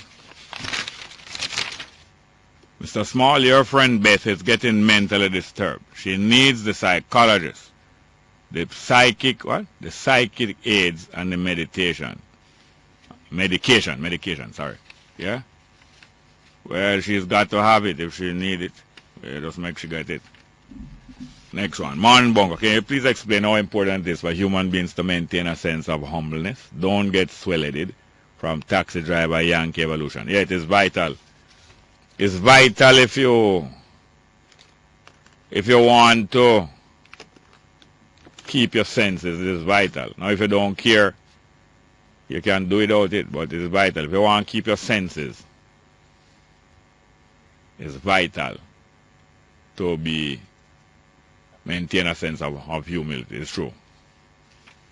And humility don't mean say bow down on everybody now. Humility just means say you just know yourself and don't see yourself as being higher than other people. And don't see other people as being lower than you, or some people as being lower than other people. All human beings are the same respectable life. Them behavior might not be the same, or them behavior might not be respectable, but them is the same respectable life, you know. Next one. Morning, Jerry. You see what's happening in Average? That is why people not joining this so-called protest. It looked like a political party meeting. Well, what's happening in Average was called by a political party, so it's not surprising if it looked like a political party meeting. What is more important than what's happening in Average is the people them packing up into the coaster buses them. Them not in the protest. They are going about them way, paying $100. And the people them packing into the taxi. When I go in Average this morning, the place kind of empty, you know. Usually say whole lot of people stand up and wait for a bus. And even now wait for a car, and sometimes I pick and choose to go in a car. But this morning everybody look like them a pile into the car. Because the car them a charge $100 same way. And the coaster bus them a charge $100. No. It would be good for us if the coaster driver them and the coaster doctor them keep them senses and keep them fear at $100 and don't get greedy. And because JOTC charge $120, them put up for them own. If them have sense, now is when you're going to know who have sense as business people. Who have sense as business people and hold down them prices. When it was just Lime, cable and wireless providing telephone service, you never get the best out of them, you know. And even when Digicel come, for a while you see a little improvement, and then the Digicel and them, you don't see no, the two of them come like them of JLP and PNP. But it's when a third and a fourth supplier came into the picture. That is when now you start see some prices dropping. It come like Pews. Pews is a photo shop, a photo studio. All of the photo studios that charge some big cockatoo price, you know. Big cockatoo price, overcharge cameraman and overcharge people. And so it can't come down. And so when Pews come in Kingston in the 90s and start charge about 1/3 where their Photoshop a charge, you just see everybody start cut down them price and I run just and I try catch photographer for come at them place and I try catch ordinary people for come at them place. Competition is the name of the game. Next one. Bongo Jerry, me love your honesty regardless of the mistakes you make. You're not afraid to put yourself after subjection. I'm thankful for everything you teach me daily, coming from Ganesha. Well, thank you very much. I try and I know it's a duty for our duty is to share our understanding. It's a duty we have to share our understanding and make people know that you are not inferior to anybody else and don't give up. There's no giving up. That's my duty. Next one. Good morning, Jerry. You have just what? Railed it. What railed it mean? Oh, nailed it. You have just nailed it. Well, I'm glad I hear that from you, but I would like to know precisely what I nailed it on. What nail I hit on the head. Next one. I always wondered what the level of your wife and children intelligence is. If they don't talk to you about your disgraceful behavior sometime, they must be very embarrassed and you are not getting any better. But I have some lovely, I nearly said some lovely wife. I have some lovely children, and my children's mother, them is some lovely human being. I'm a wife also. So I know still that you are eating out your heart. Regardless of what you say, you're addicted to the program. You're jealous of the quality. But you can have it too. If you do the things that I do, and if you relate to them, you can have it too. So don't be jealous. But keep listening. I don't think I even have to tell you that. I think you will keep listening even if I don't tell you. Good morning and welcome to Straight Up, hello? Morning, Jerry. Yes, sir. Welcome. Marcus Garvey, you always say it's not no 100 years of UNIA. No. And you're right, because look here. If after Marcus established the UNIA, yeah, it have forgot to sleep. Yes, yes. Because it never relevant to them time there. Yeah, it was ahead of the time. Yeah, you notice how funny it is that after Marcus crowd fund, yeah, the Black Star Liner, yeah, 100 years later, crowdfunding is all the rate. Yeah, just catching up, yes. And 100 years after the UNIA, globalization is all the rate. Yeah. We need for, and that Martin Planner always talk about the new faculty of interpretation. Yes, sir. Because I keep saying, plenty people want to tweet where how Marcus did lay out the thing.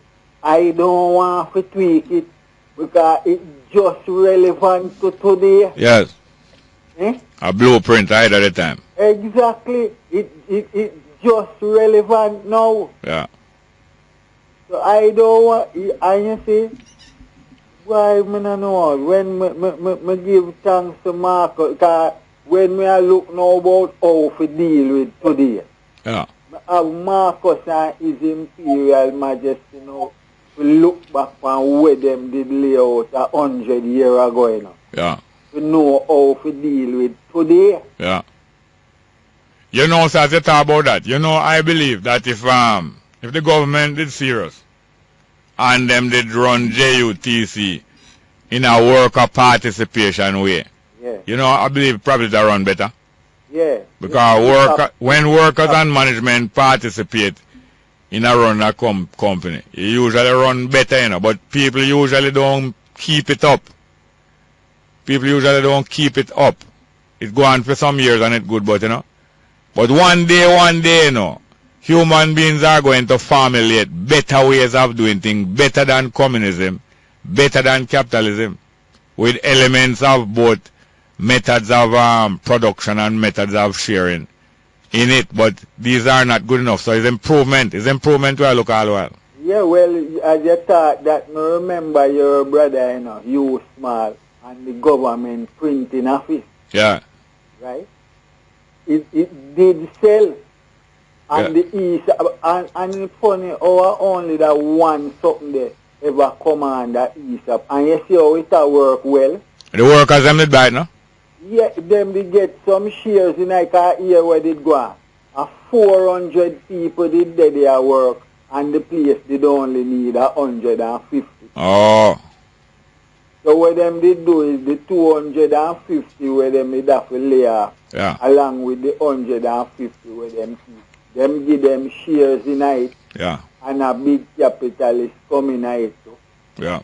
And it just, they just are going here, they even hear about it, and one thing is for sure, government never shot a stationary again. Yes. All right, thanks a lot, dear sir. Thank Thank you very much. Good morning and welcome to Straight Up, hello. Morning. Welcome to Straight Up, hello. Are you there? I want to say condolences to you and your grandson and the whole family. And all. We accept that very thankfully, sir. Yes.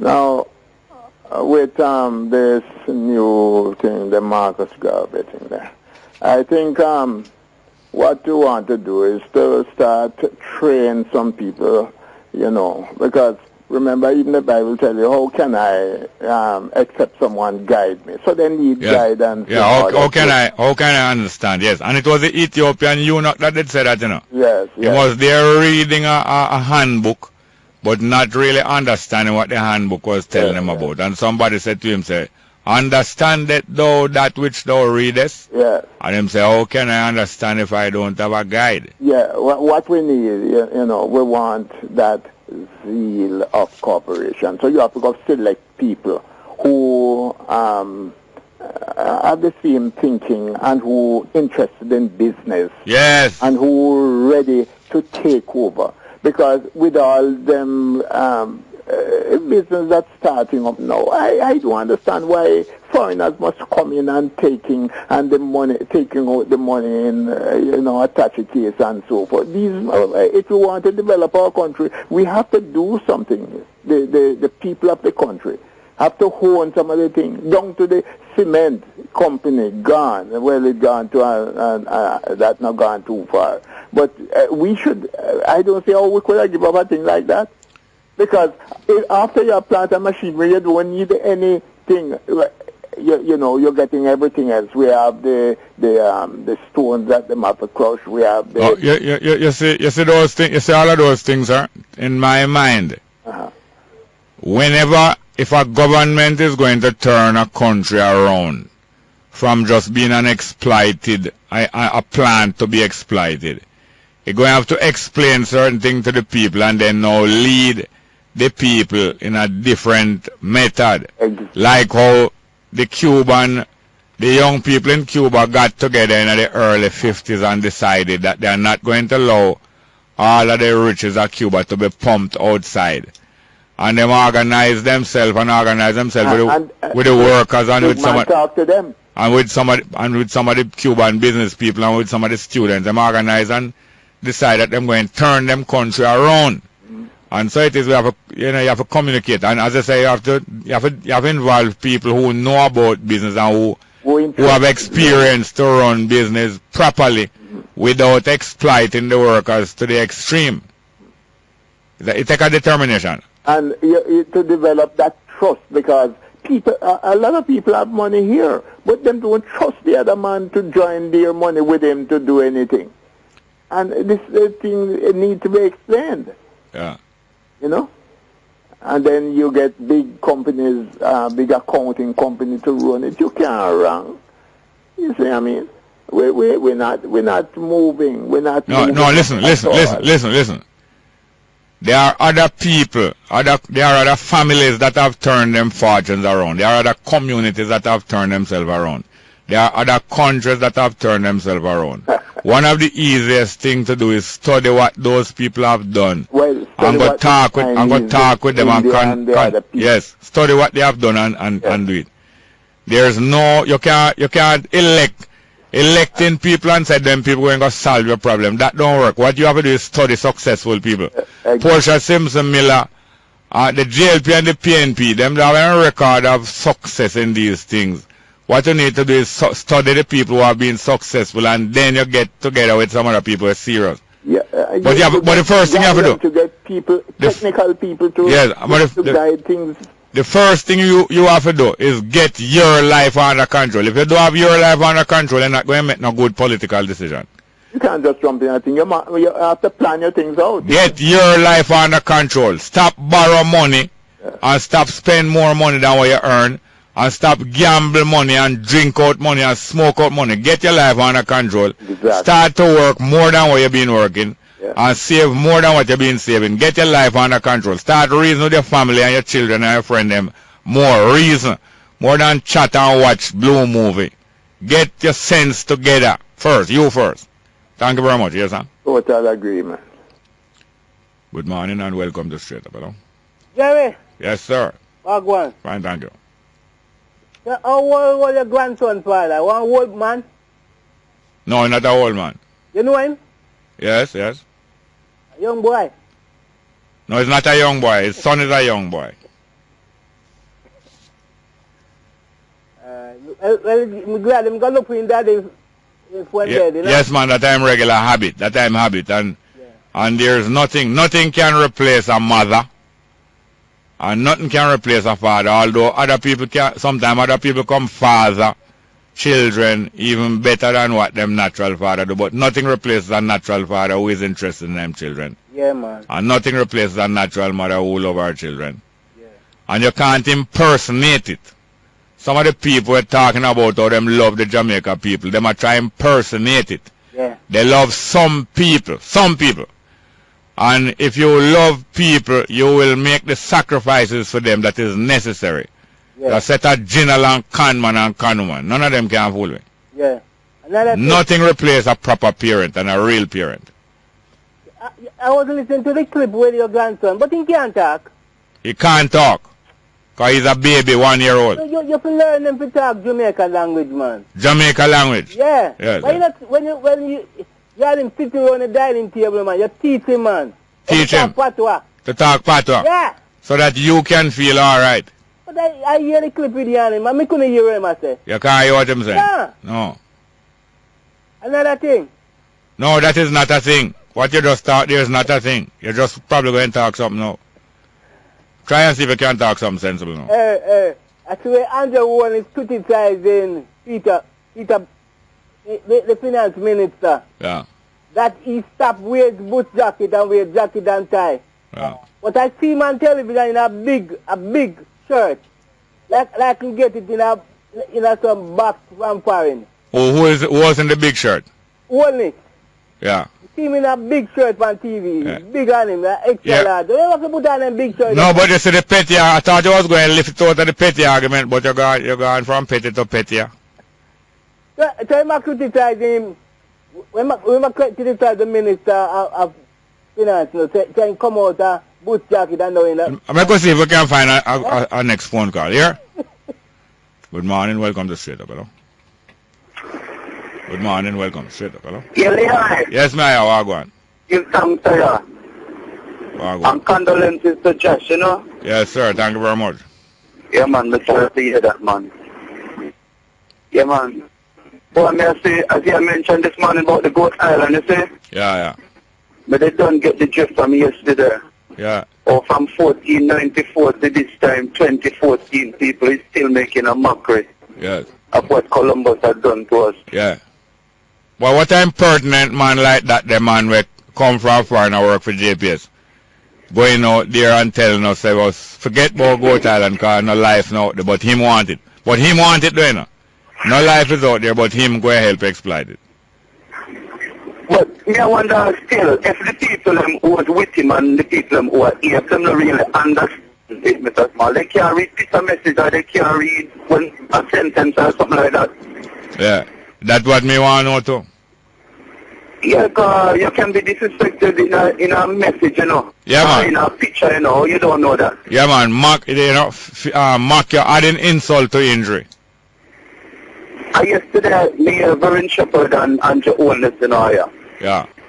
And Baron Shepherd, I tell Andrew Holness, the life of the Jamaican people, the indigenous people, was interrupted by Columbus. Yes. And the man said he wouldn't use such a harsh word. He wouldn't use such a harsh word? He said he wouldn't use such a word. Imagine. Because there's no guarantee that such a society would have continued with the time now. No, imagine. But the society that you are having now is a continuation of Christopher Columbus. Yes. Can you imagine? I give thank Christopher Columbus because Christopher Columbus brings civilization, education. Yeah. So hear me now. And you notice when we was little and them showing us them history there. Them show you some little naked people hide behind some bush, you know. I watch the white man ship come in. Them little and them naked and them have two little bone arrow and, you know. Them have two little potato roast on the fire. Then when you see the white man come in, him have some big armor and some big metal thing cover him, you know, the armor with them wear. And him have some big heavy weapon. And him just look. And him have all a book. Sometimes them make them put... The indigenous people was defenseless, you know. Yeah, but what them are trying to show you now, say, the indigenous people are some little naked people backward and the white man coming with some new big technology with some armor where you can't take one arrow and hurt him. And him have helmet and him have all the helmet like way pilot wear when when them a fly plane. So in other words, them well covered and well protected. The whole impression. One time they try to escape all those, you know. Them come with all disease, you know, virus and everything they come with after that, you know. Then them bring crab louse come here, man. No crab louse over there till them come. Of course. No crab louse was near till them come, you know. Most of the things that we African people are suffering from today is a result of what they carry away from here and they come trick us with it and give us. Including even the HIV/AIDS. And syphilis. Them carry syphilis come to Jamaica, carry it go Africa. Of course. So I wonder how in a time like this, people are trying to rise out of their mentality there. And they try to teach them children of what happened to where we are now. No man, somehow we do it, man. I know you teach your children that. I teach my children that. And Chakamara. Every day, man. Every day I teach them as a man. I tell you. Yes, sir. Now to show them how we get into this situation, man. Why we're in there and the way even to get out. Yes, get out. Yes, man. Because you have to think of a way out, you know. Must. Yeah, man, that's the first solution I must think. You must know how you get in there, why you're still in there, and you plan to get out. And someday you must give all yourself a stand up. Yes, sir. That's how you're supposed to reach that part in life. Yeah. Yeah, man. All right. Even the JUT say, you know, them shouldn't be crying, you know, Mr. Smart, so them not making any money, you know. The kind of what they do, they make sure them get rid of the private man who is a threat to them, you know. Yes. And then after them go and create a lane and peak hours for themselves, you know. Yeah. Them run. Is it that them still a complaint? No, them run bus like our communist regime run business. Them try run out all of the competition out of the area and take things to themselves, and them still can't run it because all Garnet Roper is a doctrinaire leftist, you know, and them a put him for run bus business. But you know, so the issue about the government is that they never do well in business. A collection plate him for go run, man. But thank you very much. Thank you very much. Yes, sir. Yes, sir. Morning and welcome to Straight Up, hello. My name is Osman. How are you? The first thing I'm do them run off the preach off of the bus that him alone can get for preach. Good morning. They want some more money. Them get money from traffic war already. Yes. Now then get another pastor to join it. Yeah. To go and collect on the side. And they want JUTC protection. That's how much people am paying now. Yeah. Right? Yeah. What all of these heads? Them now complaining about how much money that they're paying out. Yeah. Plus, the government have a big cabinet. Yeah. Full that it can't hold anymore, or maybe can't hold more. Because when you look at it, a lot of people out here suffering. Yeah. And the government trying to play politics at the same time while wrecking the poor. Now hear me now. What about the foolish idea that you can have two alternatives to choose from and you're going to get the best government out of the politics of Jamaica? How can you get the best government out of the politics of Jamaica when you confine yourself to PNP and JLP?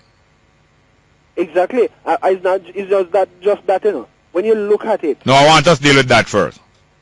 Tell me now, being confined to a choice between JLP and PNP, what quality of representation are you going to get? Exactly. Let's go for the break and come back. I want to hear from you about that.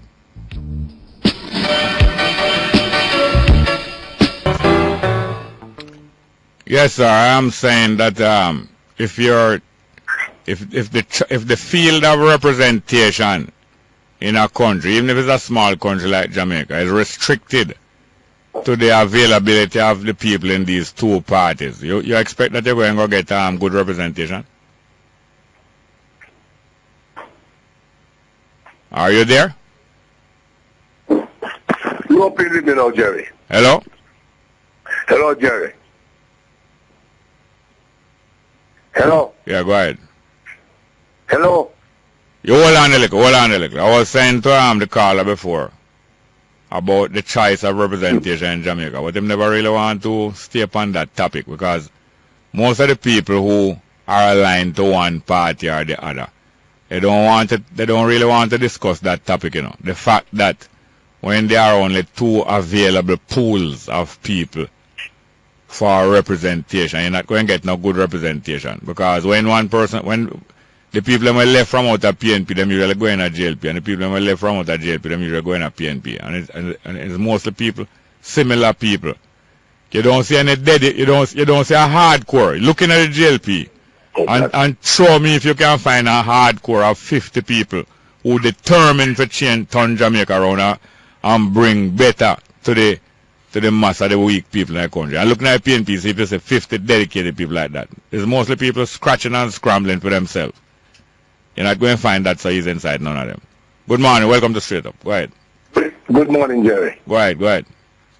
I mean, I talk to Jerry. Yes, man, go ahead.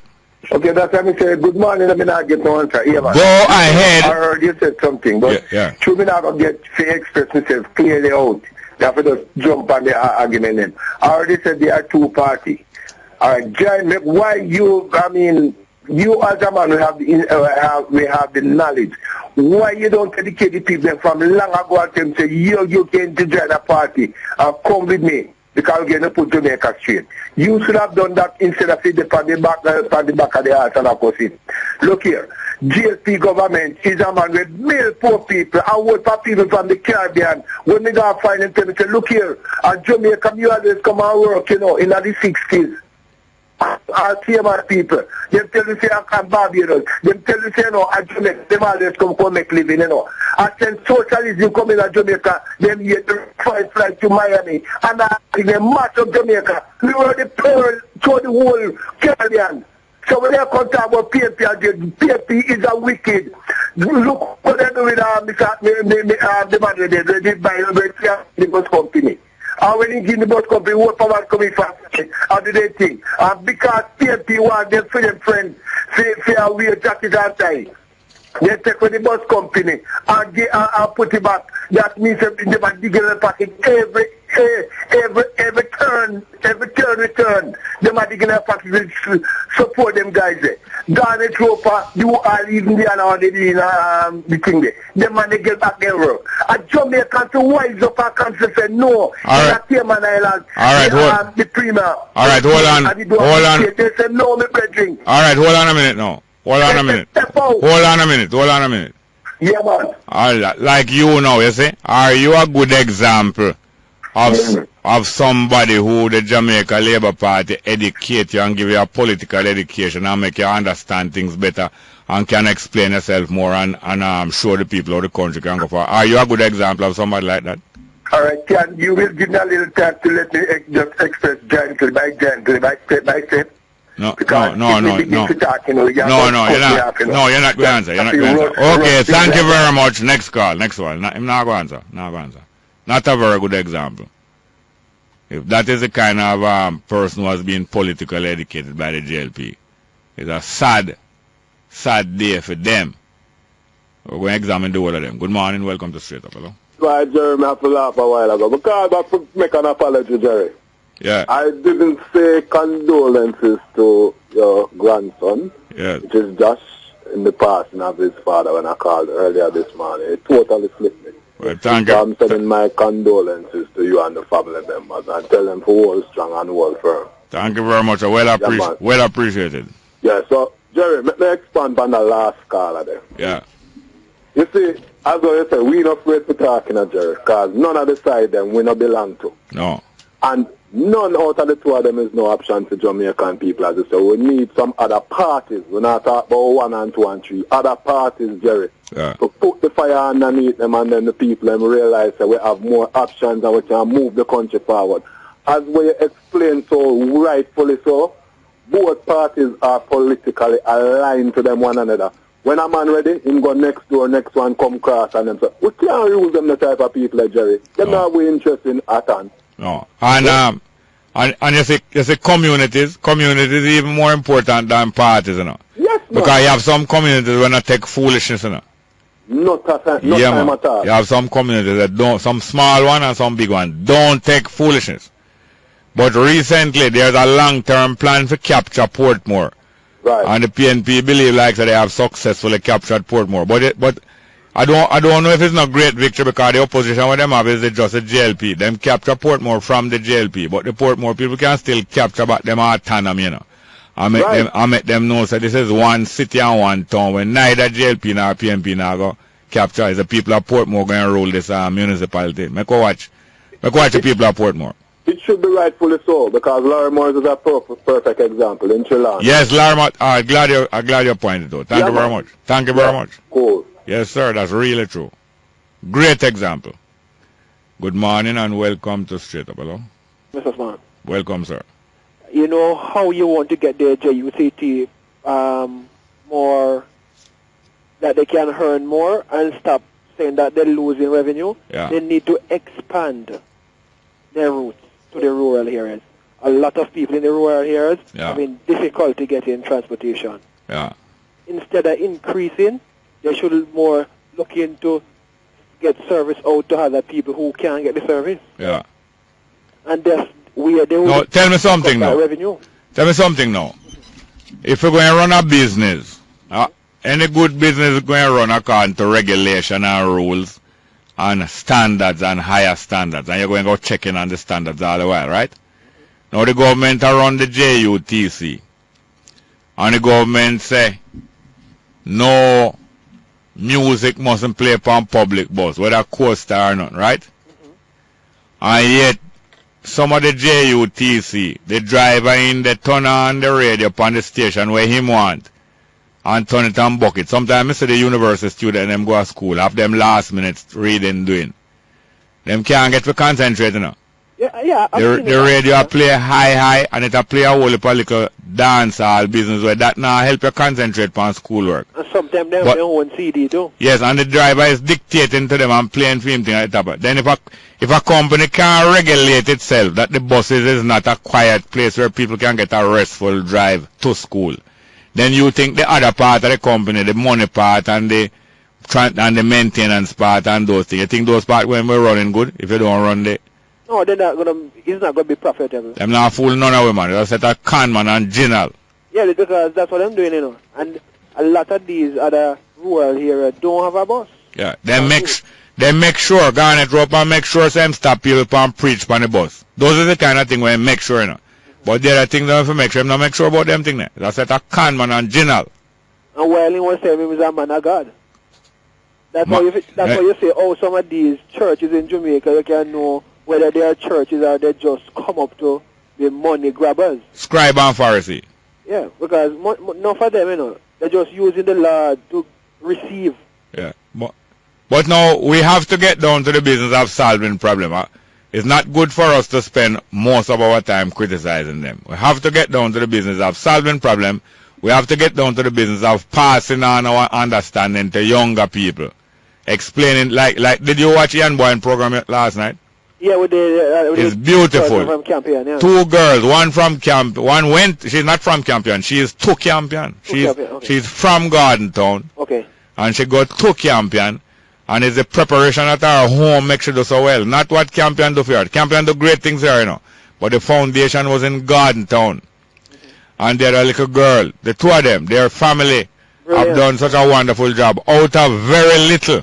That means all of us can do this kind of job because out of very little. And what them do, especially the one who take the 15 subject, them family prepare her from a little picnic, prepare her with the history of how her people have been exploited, but never mind, we are not going to stay down and sorry for ourselves, we are going to excel. That's and right. She laugh at all challenges. When you put a challenge to her, she laugh hilariously like you get a joke. She's hilariously amused when you put challenge to her. You know, like, look at the Chinese then. You know that these when they're young, they start to take them out of the school and start to get them into production, let them work. In this country, you don't find that. A lot of young people leave school, they are highly on the road. Well, you know what have to be done? The only way it can change is if you do it with your children and your grandchildren, and I do it with my children and grandchildren. Just talking alone, not going to do it. Me and you have to do it, and meanwhile we do it to talk, and other people will hear, but we have to be doing it with our children. But what is happening now? There's no production going on. Yes, but hear me now. We have to get production going with our children. That's what I do with my children now. Okay. Everything what I can do. I can draw. I teach them to draw. All right. Look at that. Look at those young boys that they caught making shoes and then they lock them up. Right? Yeah. They should get them surf ticket and get him them up to another level. Yeah, but you have to maintain law and order. You cannot allow them to go and pirate other people's things. No, that's so you have to deal with. Listen, I have to go to another call, but you have to deal with both things. You have to regulate law and order and stop them from pirating, and then now you encourage them to use the skills that them have under their own brand. That's right. So take them away from the clerks and stop them from thief from clerks and help them to establish them own brand. That's right. I agree with you. Thank you very much. Yes, sir? I agree with you. Good morning. Welcome to Straight Up. Hello. Hello, good morning. Morning, ma'am. How are you doing, ma'am? I'm good. Yes, ma'am. Just my condolence to your grandson, you and your family, you know? Thank you very much. Yes, ma'am. Sorry to hear, you know? Yeah. And as I said before, nobody can replace, you can't replace a father, you can't replace a mother, you know? No, you can't replace a good father and a good mother. But many people are parents of children that is not them natural one, and them do a beautiful job. Yeah, that's true. But when you happen to know your biological parents and you lost them, yeah. I mean, you know, it's great. Different from if you never know them, you understand? Yes. You just hear about them. Yes. I'm just small on Friday. Hold on, we're going for a break. I don't want to interrupt you. Let's go for a break. Problem. Cool. Thank you very much.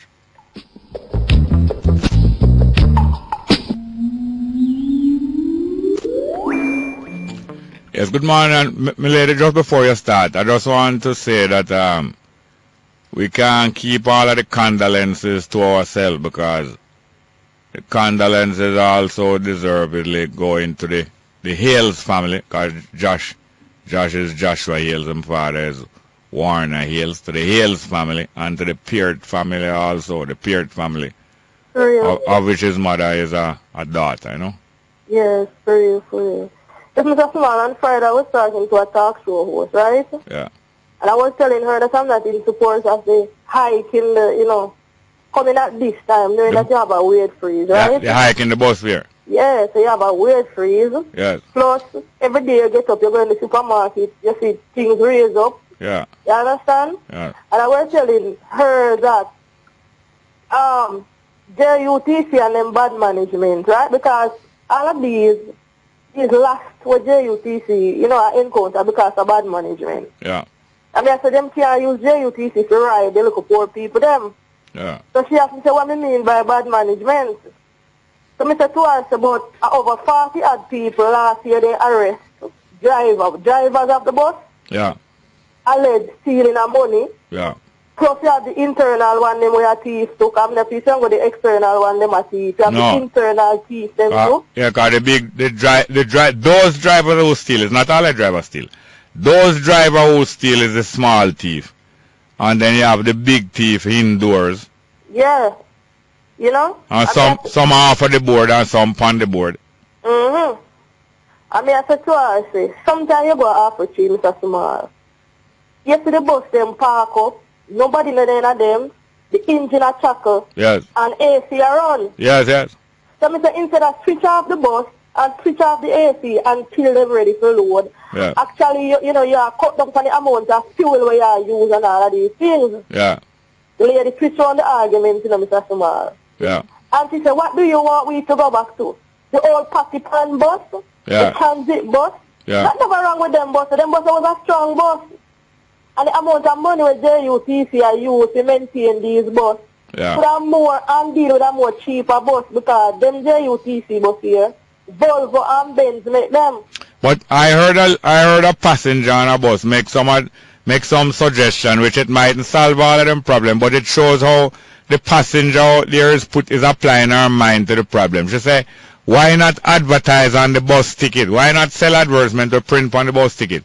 Why not be selling more advertisement to going on the bus side? Why not be putting up advertisement downstairs in the bus park and bringing some revenue? And the passengers applying their mind there, so more than probably some of the people inside applying their mind, because people care, Although we are criticized out here, a lot of people care and are thinking of different things and offering suggestions.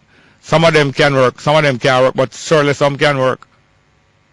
Mr. Small, I always know, when me go to school, I do principles of business, I know, so when you do a business, make a profit, Yeah. And if you do a business and your money where you spend, make it back, what must let you make a profit? Why continue with the business? Yes. Yeah. And that is what is happening to JUTC. I can't do with them so them now make no profit. But hear me now, because they are in the government, and if they raise the prices in the business, everybody else out the road have to raise too. That is what them using, you know. If they were in business properly, they would have to subject themselves to the market. And if them not making a business, they would have to improve the way they run the business. But what do? Put up the bus fare, because they know they have the police there to take off other buses off of the road and the taxi. That is not fair business, you know. No. So they want to make the JUTC float by unfair means, including the use of police and soldier against other suppliers of transportation. You see the kind of government. That's the kind of government and politics that Omar Davis enjoy, and that's the kind of religion that Garnet Roper enjoy. And that's the kind of traffic guru that Colin Campbell enjoy, the kind of what you call pyramid scheme. Yeah. Now, Mr. Small, let me ask you, Mr. Small. Yeah. Them big bus there, you see? Yeah. When the engine and left run and ATR run, they not want fuel.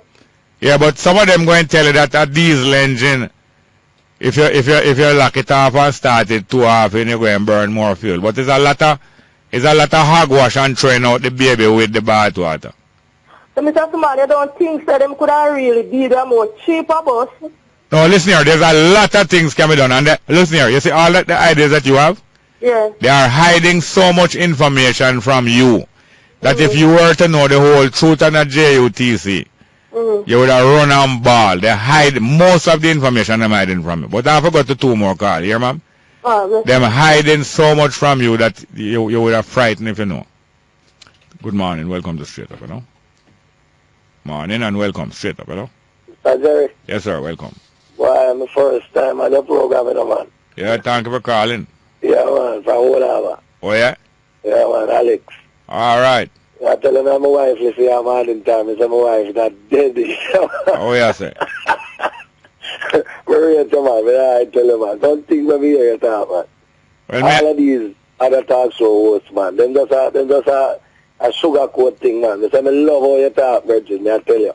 I will not talk now if you try to hurt nobody now, believe me. No, man, I love how you talk. You balance the thing, man. It's just some people who, them just tell themselves about politics them deal with. They not deal with the reality of life. Same way them run Air Jamaica, or the same way them run JUTC.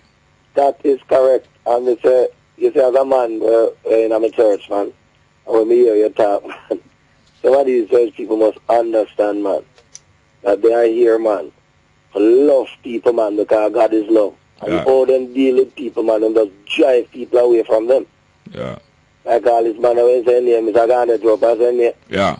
You need to understand, man, that when you call yourself a child of the King, yeah, you must love people. You must be honest and serve them. Serve them and not try to rule them. They don't that because and that's what you try if you let people know, you know, that look, you get a brain, man. You get a brain to think, you know. So you must understand that you must make people out. But through them go a university, have them PhD and all of that. Use you. You must understand that mankind is here to live, and we must live as you said that we're supposed to have a house. We're supposed to have this. Everybody is entitled to that. Everybody entitled to that. These guys know that. Staying at the barracks, and that is not good, and that is why I'm happy for you, man. So you just continue to do your good work, and God bless you. Well, thank you very much again, here, sir. Yes, sir. Good morning and welcome to Straight Up. Hello. Morning, welcome. Hello. Yes, sir. Welcome. Yes, sir. Mr. Magic Jack. Yeah, man. Well, we have 2 minutes. Okay. Well, you know, I want to touch the subject. We talked about earlier about the LP and PNP make Jamaica no better. Yeah, the restriction. The problem no have to do with the two political parties. I think because of two political parties why we have problems. I think the whole political culture needs transformation. The way always select the leader, the way the parliament is just a rubber stamp.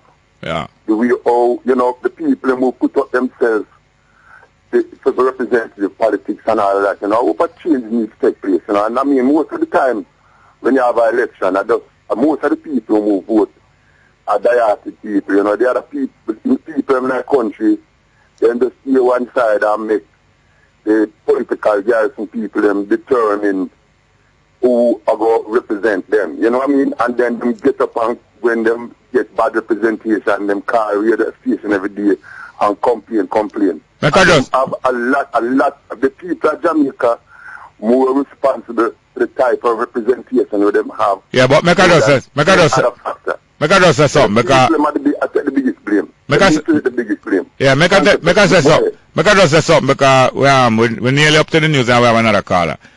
Make I just say something quickly. Now, you know that if people in a constituency or in an area go out and put up some other people to represent them, you know that the people from the two main party, you know that they will organize carload of man to come beat up those people and beat up the candidate. So it's all those kind of things. People have to have courage. I really need to call back after the news because call back after the news. I could go into this somewhere. Please. Okay. Thank you very much. Good morning. Welcome to Straight Up. Hello. Good morning. Welcome Straight Up. Hello. Go ahead, please. Hello, good morning. Yes, ma'am. Go ahead, please, ma'am.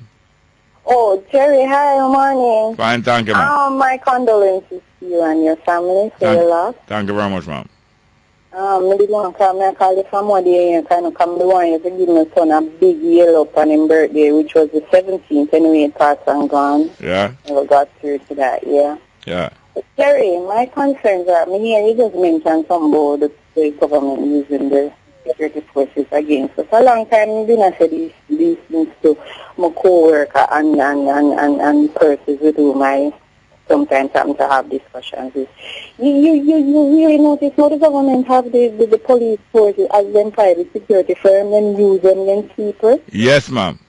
Yes, another one day, a bus, and them have to stop the bus, yeah? Yeah. And I never understand this to go into a long story, but I just happened to ask the officer a question. He must have said to serve and protect. And I asked him whose interest was he serving and protecting right now because it's not for us in the bus. Yeah. And I consider him allowing the doctor to lock the door and lock us inside. Yes. When he wanted to come off the bus, I considered it a kidnap with. Well, listen here now. I really need to hear the rest of what you're saying because it sounds very interesting. Can you try call back after the news or hold on? Don't hang up, please. Let's go for the 11 a.m. headline news.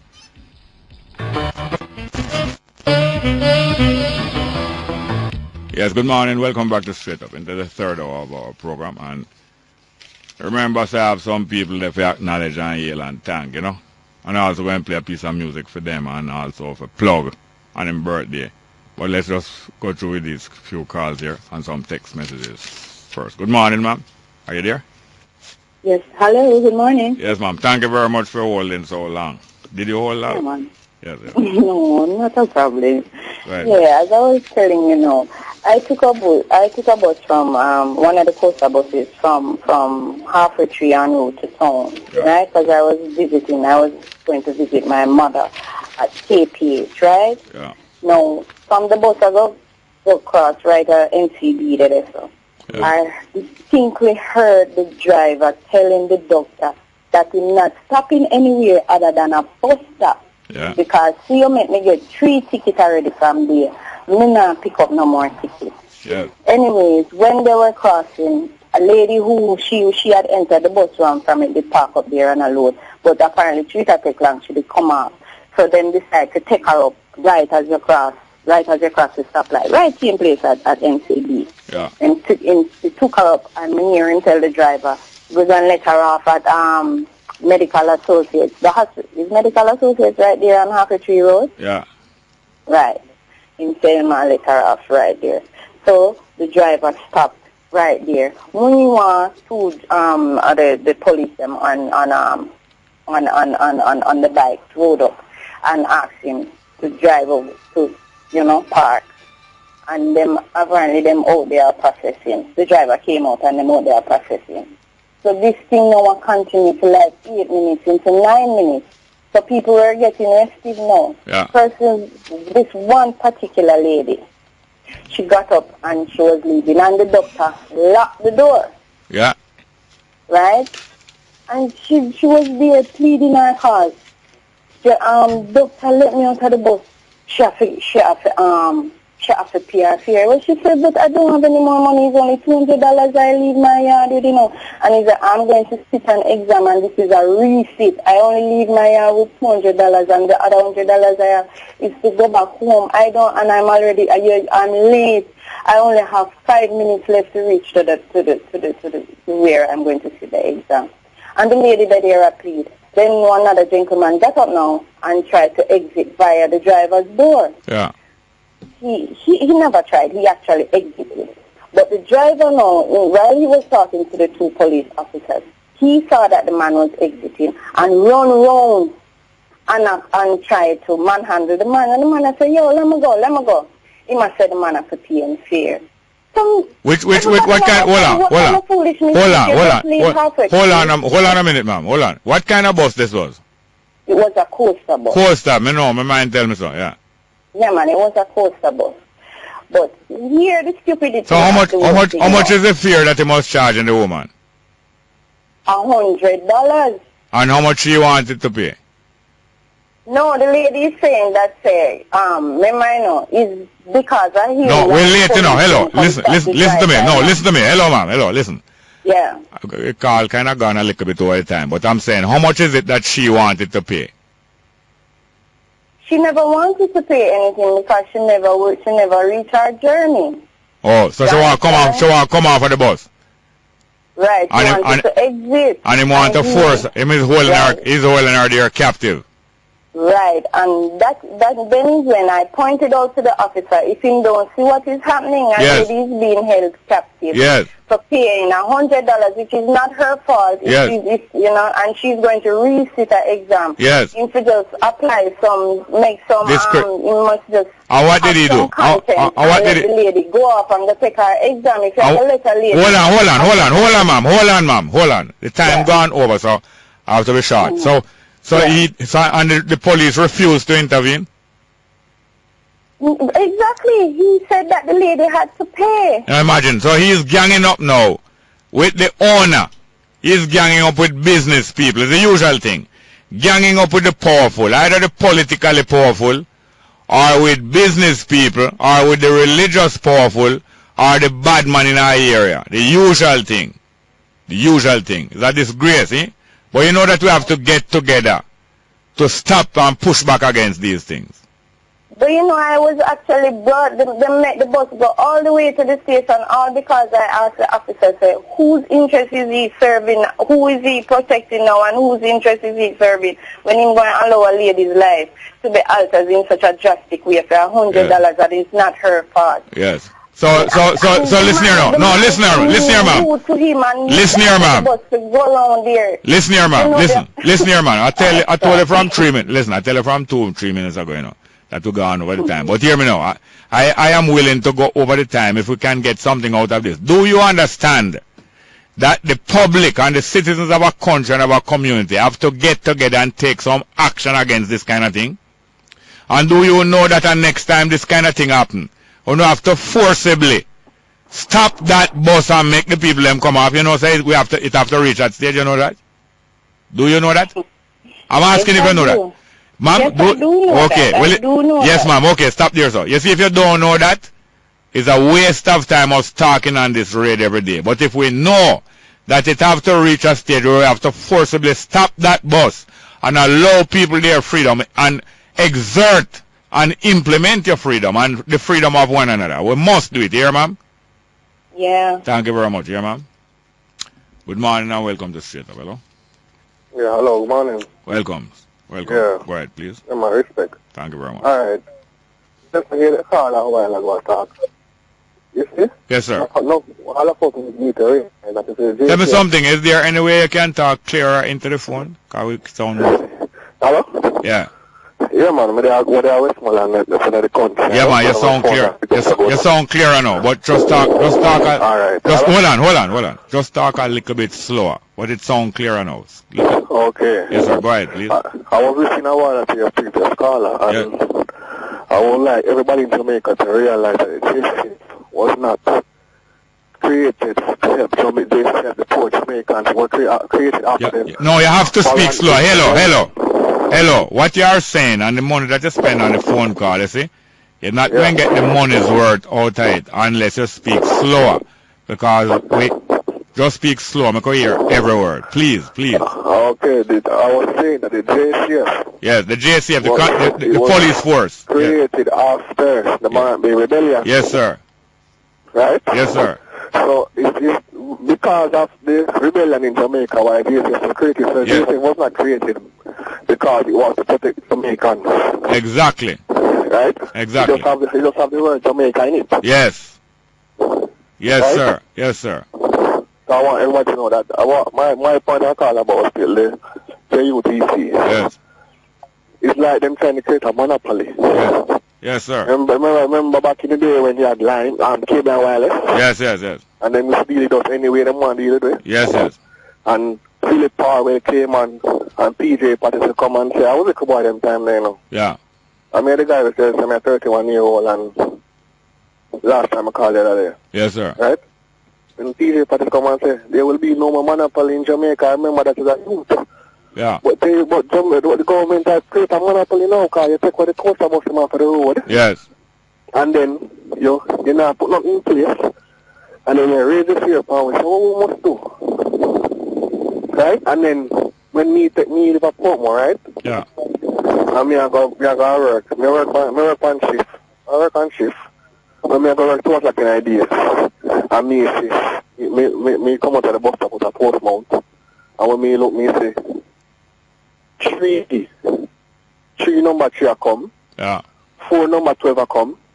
2 number 8 a come. And all them empty. Yeah. Right? The bus them around empty in a day. That's small. The bus them around empty in a day. Yes. And they are getting people in the big 2500 diesel engine bus them. Yeah. Right? And sometimes not even the motor people about that is even less than the 4 when I pay. Yes. And we are paying all of those people and paying all of the people in the office and paying all of the direct and all of the dead weight up there. Yeah.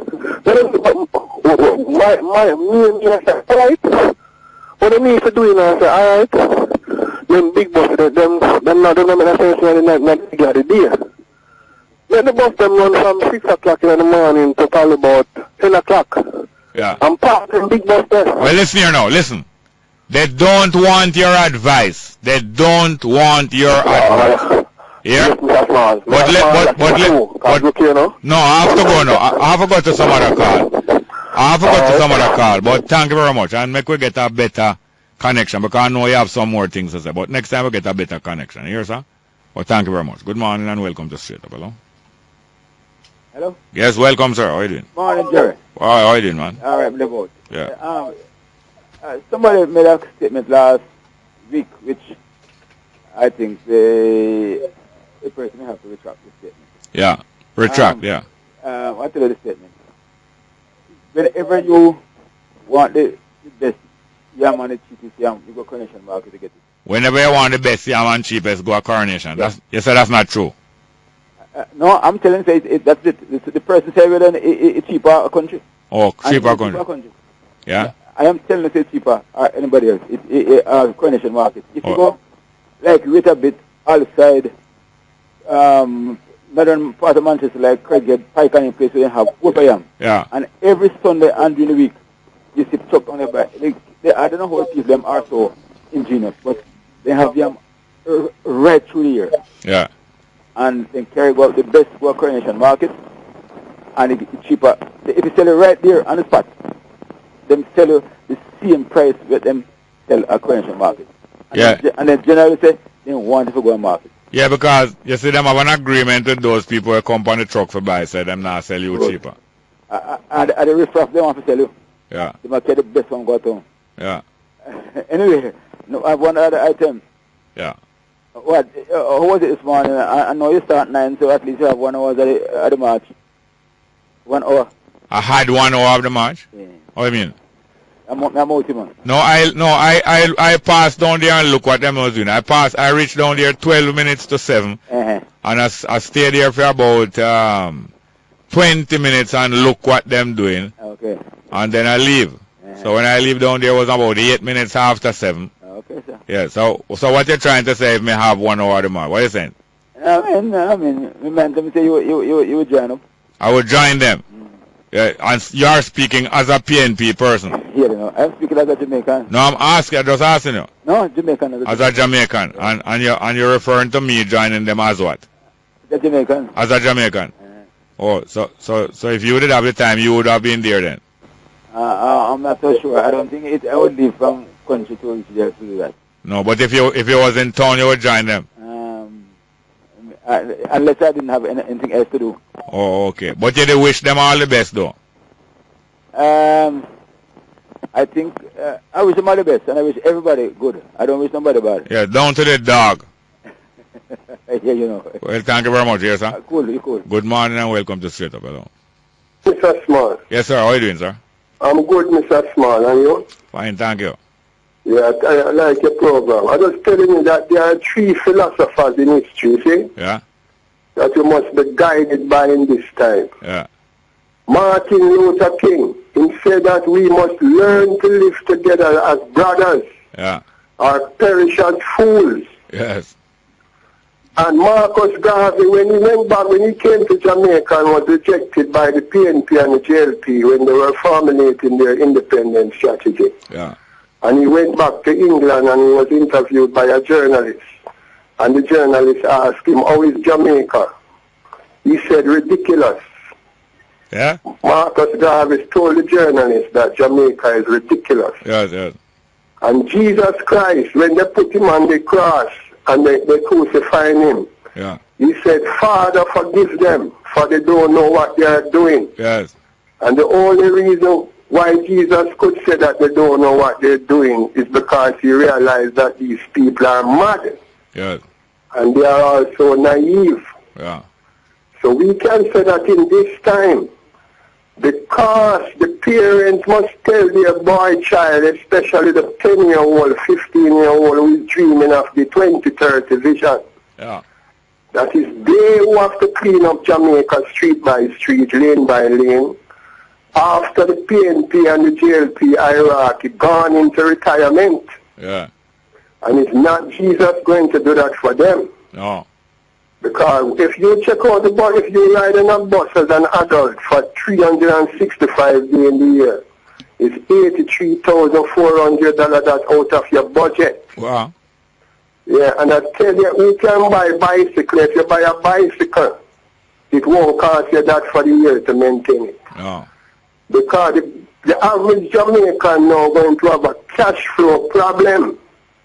Because the IMF from test 10 to 15, from test 6 to 15, is going to be serious on tax collection. Oh. And everybody securing their cash flow. Yeah.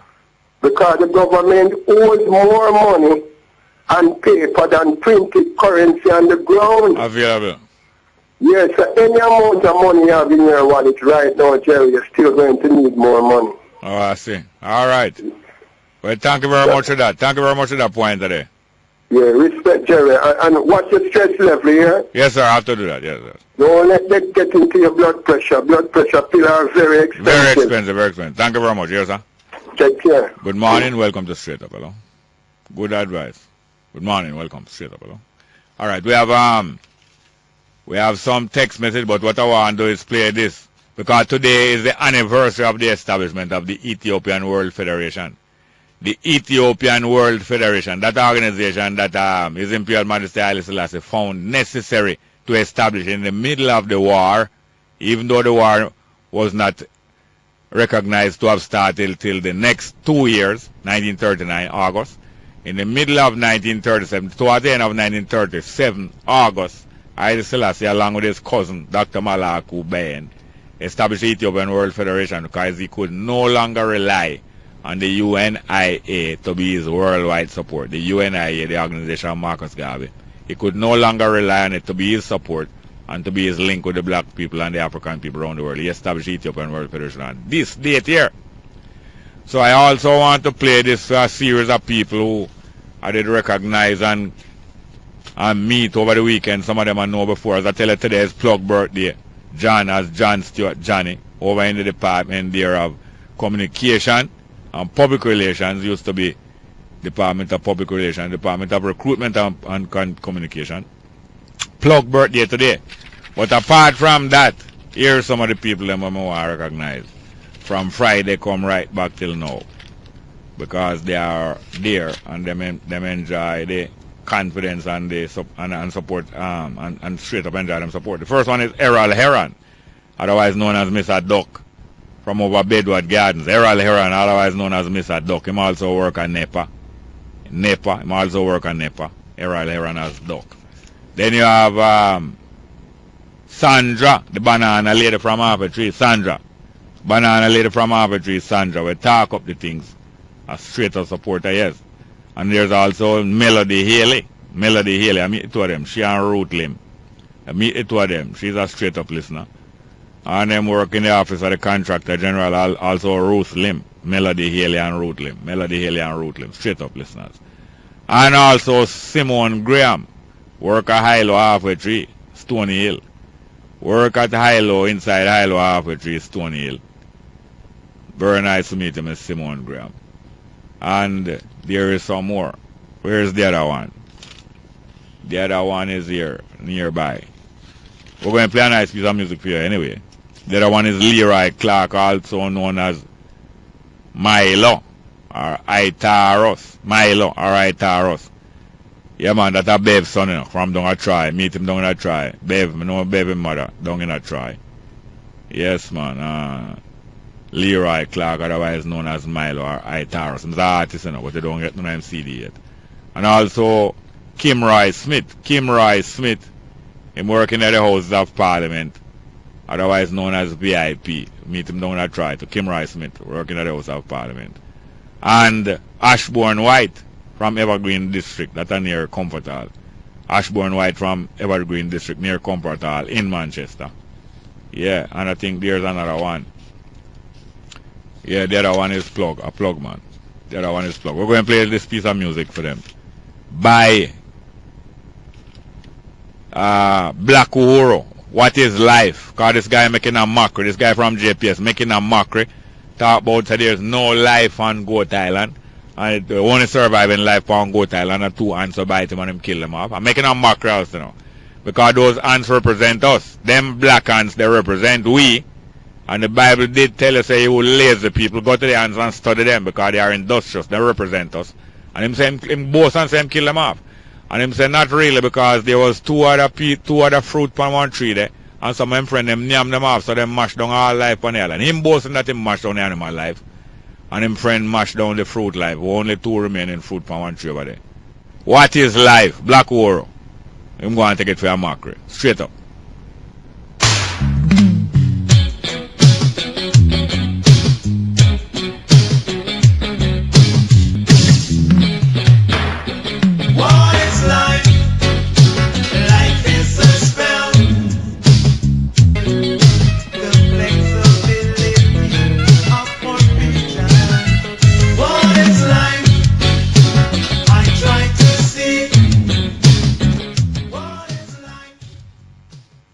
Yes, some more text messages. Hear this one now. It is not wise to burden your heart with things you have no control over. Only focus your time and energy on what you can do and where you want to go. That comes from Globian. Next one. Every day I hear Africans using boat to escape poverty and disease from Africa. Why should I want to repatriate there? No, you don't repatriate there, man. It's not everybody must repatriate to Africa. You don't worry about that. Next one. Condolences to you, Bongo Jerry, on the death of your grandson's father. Please keep positive. Well, thank you very much. Next one. Big up Donna and Steve in St. Thomas. They are new listeners to Bongo Jerry program. Well, thank you very much if that is so. Donna and Steve in St. Thomas. Next one. Jerry, Mark Golden will be running on Omar's seat next election. True? I wonder if that has been announced. Golden running a Omar Davis seat. By the way, it's not Omar Davis seat, you know. Although them go on like them own these seat. It's the people's seat. But after a while they go on like it belong to them. And them party go on like it belong to them too. Next one. Jerry, the IMF in control of our life. Not my own. Not my own. I know them go on. Them go on like them in control, but they're not in control of my own. And many more of us. Many more of us. Next one. Jerry, you and your friend them we are called the program can't stop PNP from winning the next election. The next election. Remember that. Oh, so because you don't win the election, oh. So because you win the next election, what that mean? Oh, so that is the whole aim and object of you. Well, I don't blame you. I don't blame you. But you soon find out what's going on. Both you and the GLP soon find out what's going on. Next one. Jerry, we all as one people need to come together and fight for our children's future and not for PNP and GLP. Well, I thank you very much. You put that one in place, the previous texter. Good morning and let's go for a break. Straight up.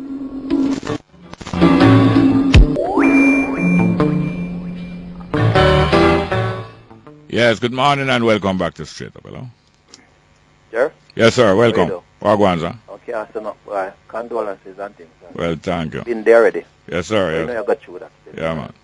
But I was talking to you about Air Jamaica and the failure of Air Jamaica. Yeah. Right? And why the demise of Air Jamaica, which shouldn't happen. Yeah.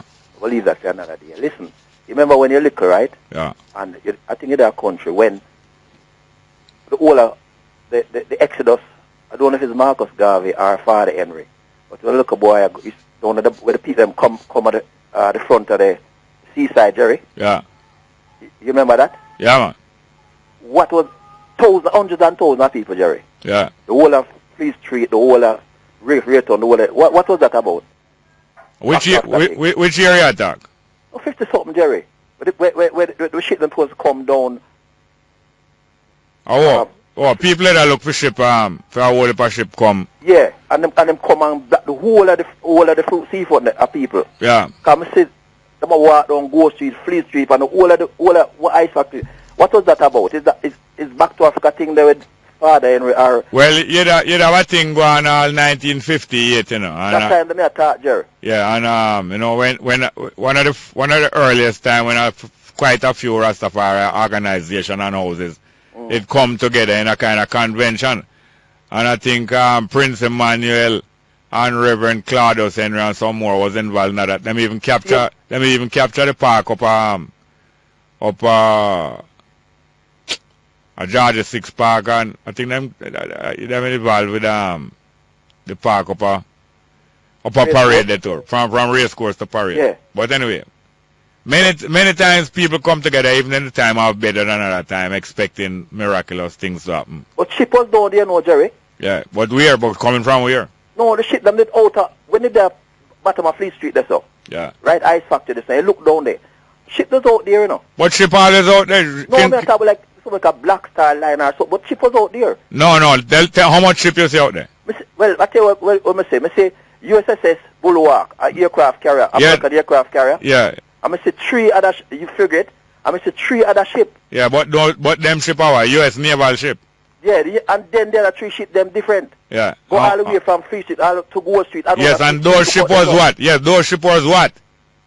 But I don't know the people who line. No, not about people now. May I ask you, those ship was which ship? Where them come from? Me don't know, Jerry. Well, you see, we can create alarm. Not you know.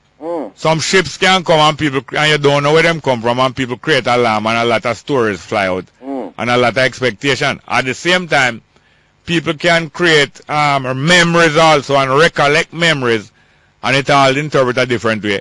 And a lot of people, Jerry, come down there. I know, but a lot of people don't mean it. Don't have any specific meaning unless you have some information about it.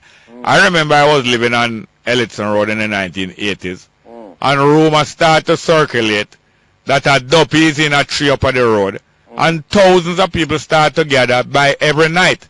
Them not getting any day so much, but at night, and people talking about them here, duppy up in a tree, a talk, and all kind of thing, and thousands of people gather, and it getting bigger every night, till Sky Juice man starts sell off Sky Juice. If you have the peanut, you go up there, your peanut sell off. All kind of thing, we have to start call it duppy splash. Yeah. Because Sunsplash they'd come in them time and all thing and like a big grand gala. And people start to stir up the room and more because them know say if them have 2 bag juice and thing and more crowd come them going to sell off tonight. And a lot of a frenzy. You have a lot of frenzy. You have all argument come up say calf not go down the road with 3 junk up on it. And in 1971, 1972, people up and down all up on Mountain View, Trench down every minute. People say them sighted wrong a trench down, crowd run gunners. People say them sighted wrong a parade. And some people get hysteric. And you have mass hysteria and run it up and down. Yeah. So, we have to know ourselves. Yeah. We'll talk about here Jamaica tomorrow, Jer. Yes, sir. Thank you very much. There's rumors of war, but war is a real thing, and yet you have rumors surround war. Good morning, and welcome to... Good morning, Mr. Small. Yes, sir. Welcome. Thanks. All the best to listen to News Talk at this time, flashing all over the globe. Yes, sir. Yes, sir. I want to talk about some sport, but I invite about 30 people. So yeah, man, me know say most of the listeners to straight about you. I know as you tell most of them about the program. About 30 people over the weekend. Yeah. Who they were all believer. Believer. Hard believer then, sir. I appreciate that what you're doing. And you want to tell the hard believer them how they do and welcome them to the group. Then they stay with you. Yeah. Because what happened, we have a few of them say that me comment, send me a scan man. Yeah, scam? What they call it, con man? Yeah, what kind of con you do? The product when I talk about, me a con man. Yeah, but differently. How you buy your time on the program, yeah? What you do, you bring a whole heap of listener to the program and automatically you get a whole heap of, you buy a whole heap of time and get a whole heap of free time advertising your thing. No, but them still have, send me a con man and when we give them something to use, yeah. And then use it, them don't want to pay. Them don't want to pay? No, so I want you to tell them about it that you know about you about 15 years now. Oh, yes, so you want me to advertise the thing and endorse it? Yeah, but you laugh, but hold on. Yes, then so the trade-off, you bring a lot of people to the program, automatically you wine will run and have a wrong little finger, and then now you promote your product. No, but me not promote. I just first never talk about it, you know. Yeah, first. Man, give me the big bloke for too much. About 5 years ago. About 5 years ago. Every time I meet the back of the gas station and you tell and the product and all them with it. And we can't get zinc out of it because you don't pay for no advertisement. No, but the amount of people, nobody know who the people had put on ads, you know me. People were call and chat with. Yes. The program. Yeah. But hear me now. Yes. No, but I'm going to get in trouble with this station because I get too much free advertisement. So I forgot to another call. Yes, sir? Thank you very much. Cricket, I forgot to pay for itself. Good morning and welcome to Straight Up. Jerry? Yes, sir. Bless your love. Yes, sir. Welcome. Yeah, man. First, I call the program. Say, but I call from my boy there. Yeah? Yeah, man. You see the new flow go them calling chicken gun here. Yeah. That dangerous, so the killer like a whole lady up and he let me know still. So I say, but make the catch what they me take 2 hours to get it out of me. I 2 books to use. You have to use the 2 of them together. Because Emmanuel is the man who know the combination of books. So when I study medicine at school and come learn our combination there. Yeah. 2 books there. I just want to highlight Jamaica. Because God not charge nobody for no. I just, you want to hear me Shimamaka and one hear English. Shimamaka is a thing there. Antibiotic. Understand? Yeah. Yeah, and the English steak now, they call it French steak or gross steak. I clean the coal out of here still. You see me, I say, but when I get a flow, I come in a really give a proof that feel like cramp up your bone them. You see me, I set up here and give a rash. You understand? Yeah. So, we just highlight Jamaica still. You see me, I say? Yeah. I mean, I'm going to talk about you want to go to Africa. Same thing we're going after, we're just seeing back right down at right now, because it's the first time of us, the people that march down at in England for the Queen for repatriation. Yeah. And right now, we see what go on in Africa, Ebola virus and down at a chicken gun here. You see me? Yeah. And the minute I never tell the people them say it's dangerous I want to tell you, I want somebody come in the country with it, and then we go doctor last week at 30 odd people me say have it. And then nothing to give the people them. You understand? So the two bush them, because them people are stubborn, you know. And then I hear when Rastaman talk. Yeah. Is same old lady, when you step on the bush, you close up. Yeah. You understand? And gross steak, English steak, or French steak, them call it never dead. Oh. Boil the two of them together, I take 2 hours to come out of you. Yeah. I want dangerous flow. Well, all right. Thank you very much to tell about that one. Here, sir. Bless the love, John. One love. Yes, sir. Good morning and welcome to Straight Up. Hello. Good morning, Jerry. Welcome. Yeah, man. So I feel away with Josh and him last day. Yes, sir. Yeah, man. And how was the weekend? Why, can't complain. Nice, you know? All right, sir. Well, not much things to talk about this morning because I'm kind of busy, but I just short of the man and just why I condone to Josh and the family and the two side of family. Well, I appreciate that very much. Yes, Jerry, and bless up yourself, yes, sir? Yes, sir. Although we know that death itself is not a tragedy. Jerry, you know, sorry. Yeah. You know, Jerry, you know, me never tell him my name all the while. I call you from Westmoreland. Westmoreland. Are you beating me in Westmoreland? Yes, where your name again? Westmoreland. But you tell, to get the Korean, you tell me say Westmoreland. Oh, yes. Yes, sir. Your body not Jerry. Anyway, me never get to tell him my name, you know. Stucky them call me, you know. Stucky, oh.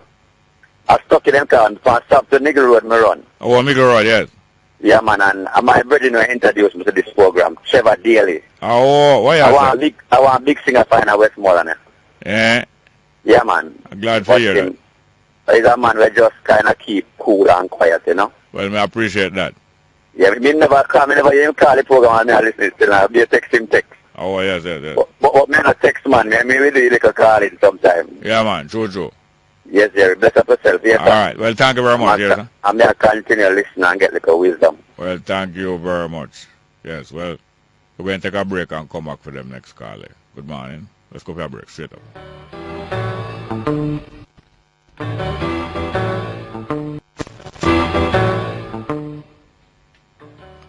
Yeah, we have some text messages. And you know the most remarkable thing? The most remarkable thing about the Ethiopian World Federation that His Imperial Majesty Haile Selassie established on this date in 1937, that means it's 77 years now, is that the land that he started to give out to the African people around the world to return to, Shashamani. Him give out that land in the name of the Ethiopian World Federation, so you must know. You must know how meaningful the Ethiopian World Federation is to His Imperial Majesty. Let me read some text messages. So small, we need to live the fact that nothing is wrong with Jamaica politicians. Something is wrong with us, the people, failing to unite for what is right. Well, there is some truth in what you say, but I wouldn't say there's nothing wrong with Jamaican politicians. But there's a lot of truth in what you say. Next one. Jerry, when things happen, I remember the late Mr. Perkins. He warned us, but we didn't listen. Next one. Jerry, from last week I asked you to play Joseph Hill. Why, there are so many hundreds of music that I want to play, need to play. Hundreds, may I tell you. And all of them are deserved, unworthy of our earplay. Next one. Restricted to just the JLP and the PNP, we are forced to choose between dumb and dumber. Well, you got that right. You are not dumb. Next one. Jerry, the people them don't boycott the JUTC. The coaster them and the taxi driver them go on and raise up them bus fare too. Well, that I assure you, the people must know. People must know how to exert market force, of course. Next one. Yelbongo, Jerry. Politicians and diapers need to be changed for the same reason. It's true, man. They are full of it. But don't make no noise. Shh. Hold it down. Don't say it too loud. Them full of it. Shh. Next one. Jerry, you saw BBC News this morning where slavery is still being practiced in Africa. People selling their children across borders for a meager fee. You need to help Africa. Yes, we certainly do need to help Africa. And what you're saying is true. Only thing whether you sympathize with it or whether you're mocking it or whether you agree with it. Yes, good morning and welcome to Straight Up. Hello? Good morning, Sir Jerry. Welcome, sir.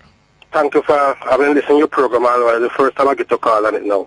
Yes, I'm calling from Trelawney. Yeah? What you want the finance minister and the government to do, you see? Yeah. a lot of us have land. Yes. And we don't have a diagram, but we cannot get to pay taxes because there's no business set that we can get to collect taxes. The older man them dead, and the younger generation can't afford. Yes. I went to the tax office, and the tax office said me have to go see one lawyer. Now, how can a poor man see a lawyer and can't even find food? I come like, you know, it's a vital thing you're talking about. Now, you have how much thousands of people have, sometimes some of them have one square, 1, 2 square, and have diagram.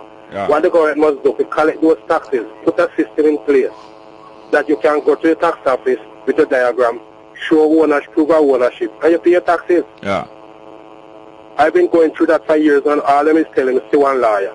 Yeah. The owner man dead, the agent dead, and the person who alive can't even find money to buy food. So you said the owner died? Yeah. And you living on the land, you're farming the land? No, I live on the land. Yeah. I was an agent, bought the land from the owner, was alive. Oh. So you don't pay none of the taxes? Nobody. I got to pay some tax. When them tell me, so that you pay first, them collect it. But down in the last part, no. All right, hear me now. Hear me now. I don't have much more time, but hear what you can do, and other people in your ear. You should get together with as many people have similar problem with you in the area, you see? Yes. And you're going to find out the truth. There are some ways that you can get to start pay tax on them land, and after a certain amount of years you get the legal ownership of the land. You need to group up with other people who have the same problem like you. No, but what we buy the land, you know? Yeah. The land we buy, all of us buy the land from the owner. I agree with you. So on the same way now. In those 3 areas before yes, dead. that's what I say. If you group up with some other people who have the same problem, you know, find out the way how you can get around that. Because there's ways to get around it. Okay. And when you go to the tax office and you know what it's about, nobody can turn around and turn you fool. Yeah. But I need to hear from you again, here, sir? Yes, Mr. Smart. Boy, I big you up, you know, boy. And when you only got them a fight against you, don't pay them no mind. All right, well, thank you for the advice. Yeah, ambition is one of the greatest thing, you know. Yes, sir. And when you try to teach a man certain things, and he can't take it. Yes. You know, make them say about being no mind. All right, thank you, Rose. Sir? Listen, Mr. Small. Calling from Trelawney, man. Yeah, man, thank you. Which part of Trelawney? Jackson Town. All right, Jackson Town. Good, thank you, sir. Yeah. Good morning. Welcome to Straight Up. Hello. Morning. Good morning. Hello, good morning. Yes, sir. Welcome. Morning. Yes, sir. I want to ask a question. Interestingly, I was listening to Mr. Phillips and Mr. Cliff Hughes on the Impact program last week, so to speak. Yeah. And interesting enough, I heard Mr. Phillips mention that the economy has not grown within the last 40 years. Yeah, you're talking about Peter Phillips, right? Yes. And I was hoping that Mr. Hughes would have asked a question. Yeah. Within that 40 years, how many years out of 40 years has been the PNP administration in power? Yeah. Yes, but them don't really have any pride or any shame, you know. Because when people serious about turning around them community, it can be done. And the first thing you take your own life in control. And you get yourself fit. And you get yourself practicing the good habits that you need to be healthy and fit. And you start to see the difference in yourself. And that make you can lead the people more in making a difference now for them life. Yes. But if you're not taking control of your life and living the healthiest way and getting your health under control, how you expect that what problem you can solve if you can solve your own? So I want to find out if he wasn't aware of the question that the statement he was making. Yeah. Because when you look at that 40 years, I am very sure that the People's National Party had been in administration for almost 3/4 of that period. That is true. Now here, let me answer the other thing.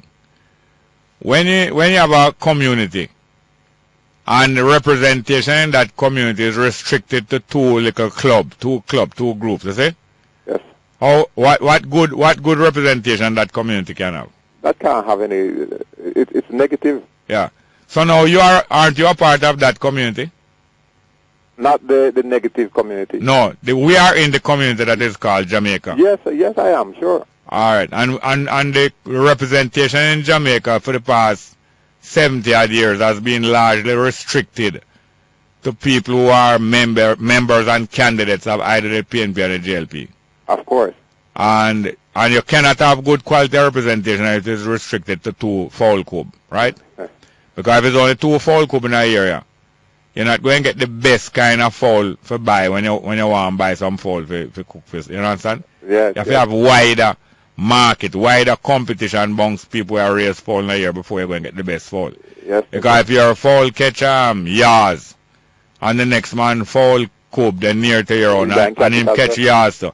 You're not going to have no much choice. You're not going to have much choice of good fowl eating in your district. Yeah, that is so true. What are we prepared to do to have better representation in your community? What are you prepared to do? We should ensure that we have better representation. No, that's just a broad statement. That is vague. It is as vague as when we start. We want to get more specific. What are we willing to do?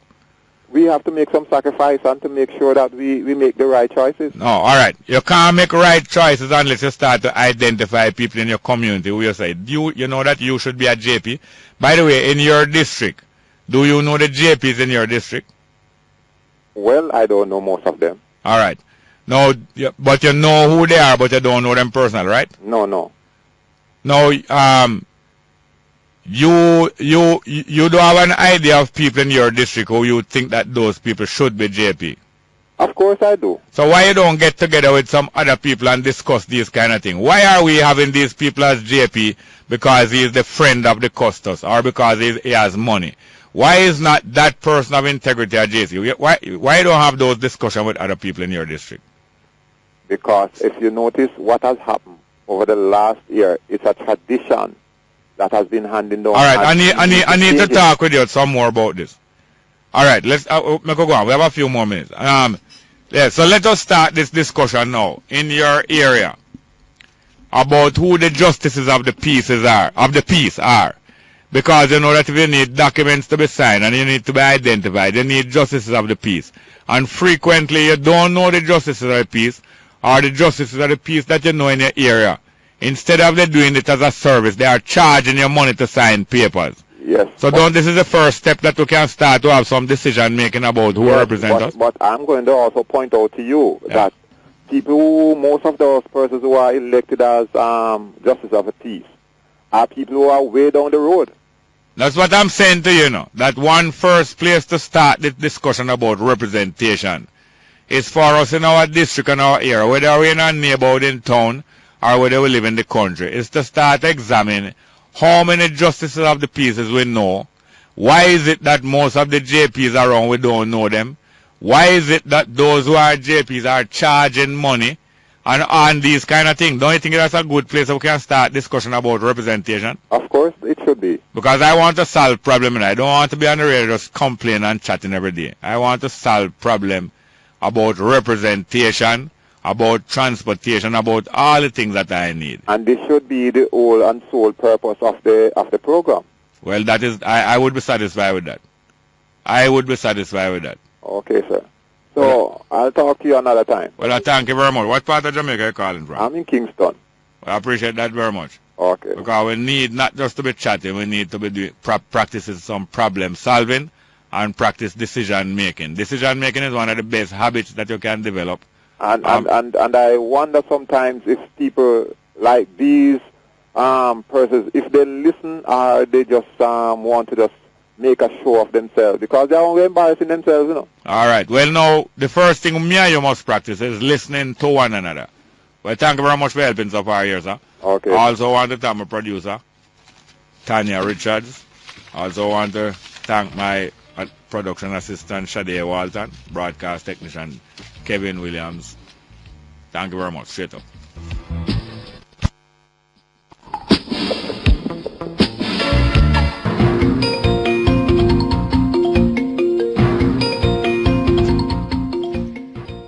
Good afternoon. It's Monday, August 25, with the midday newscast here on Newstalk 93 FM. I'm Caitlin Wright. Coming up in this newscast, GLP protest against bus fare increase a success despite disagreeable weather. Systems to be put in place to ensure schools have adequate water despite drought conditions. Consultations to begin on Health Ministry's alcohol policy. And Jamaicans urged to reopen debate on right to recall elected.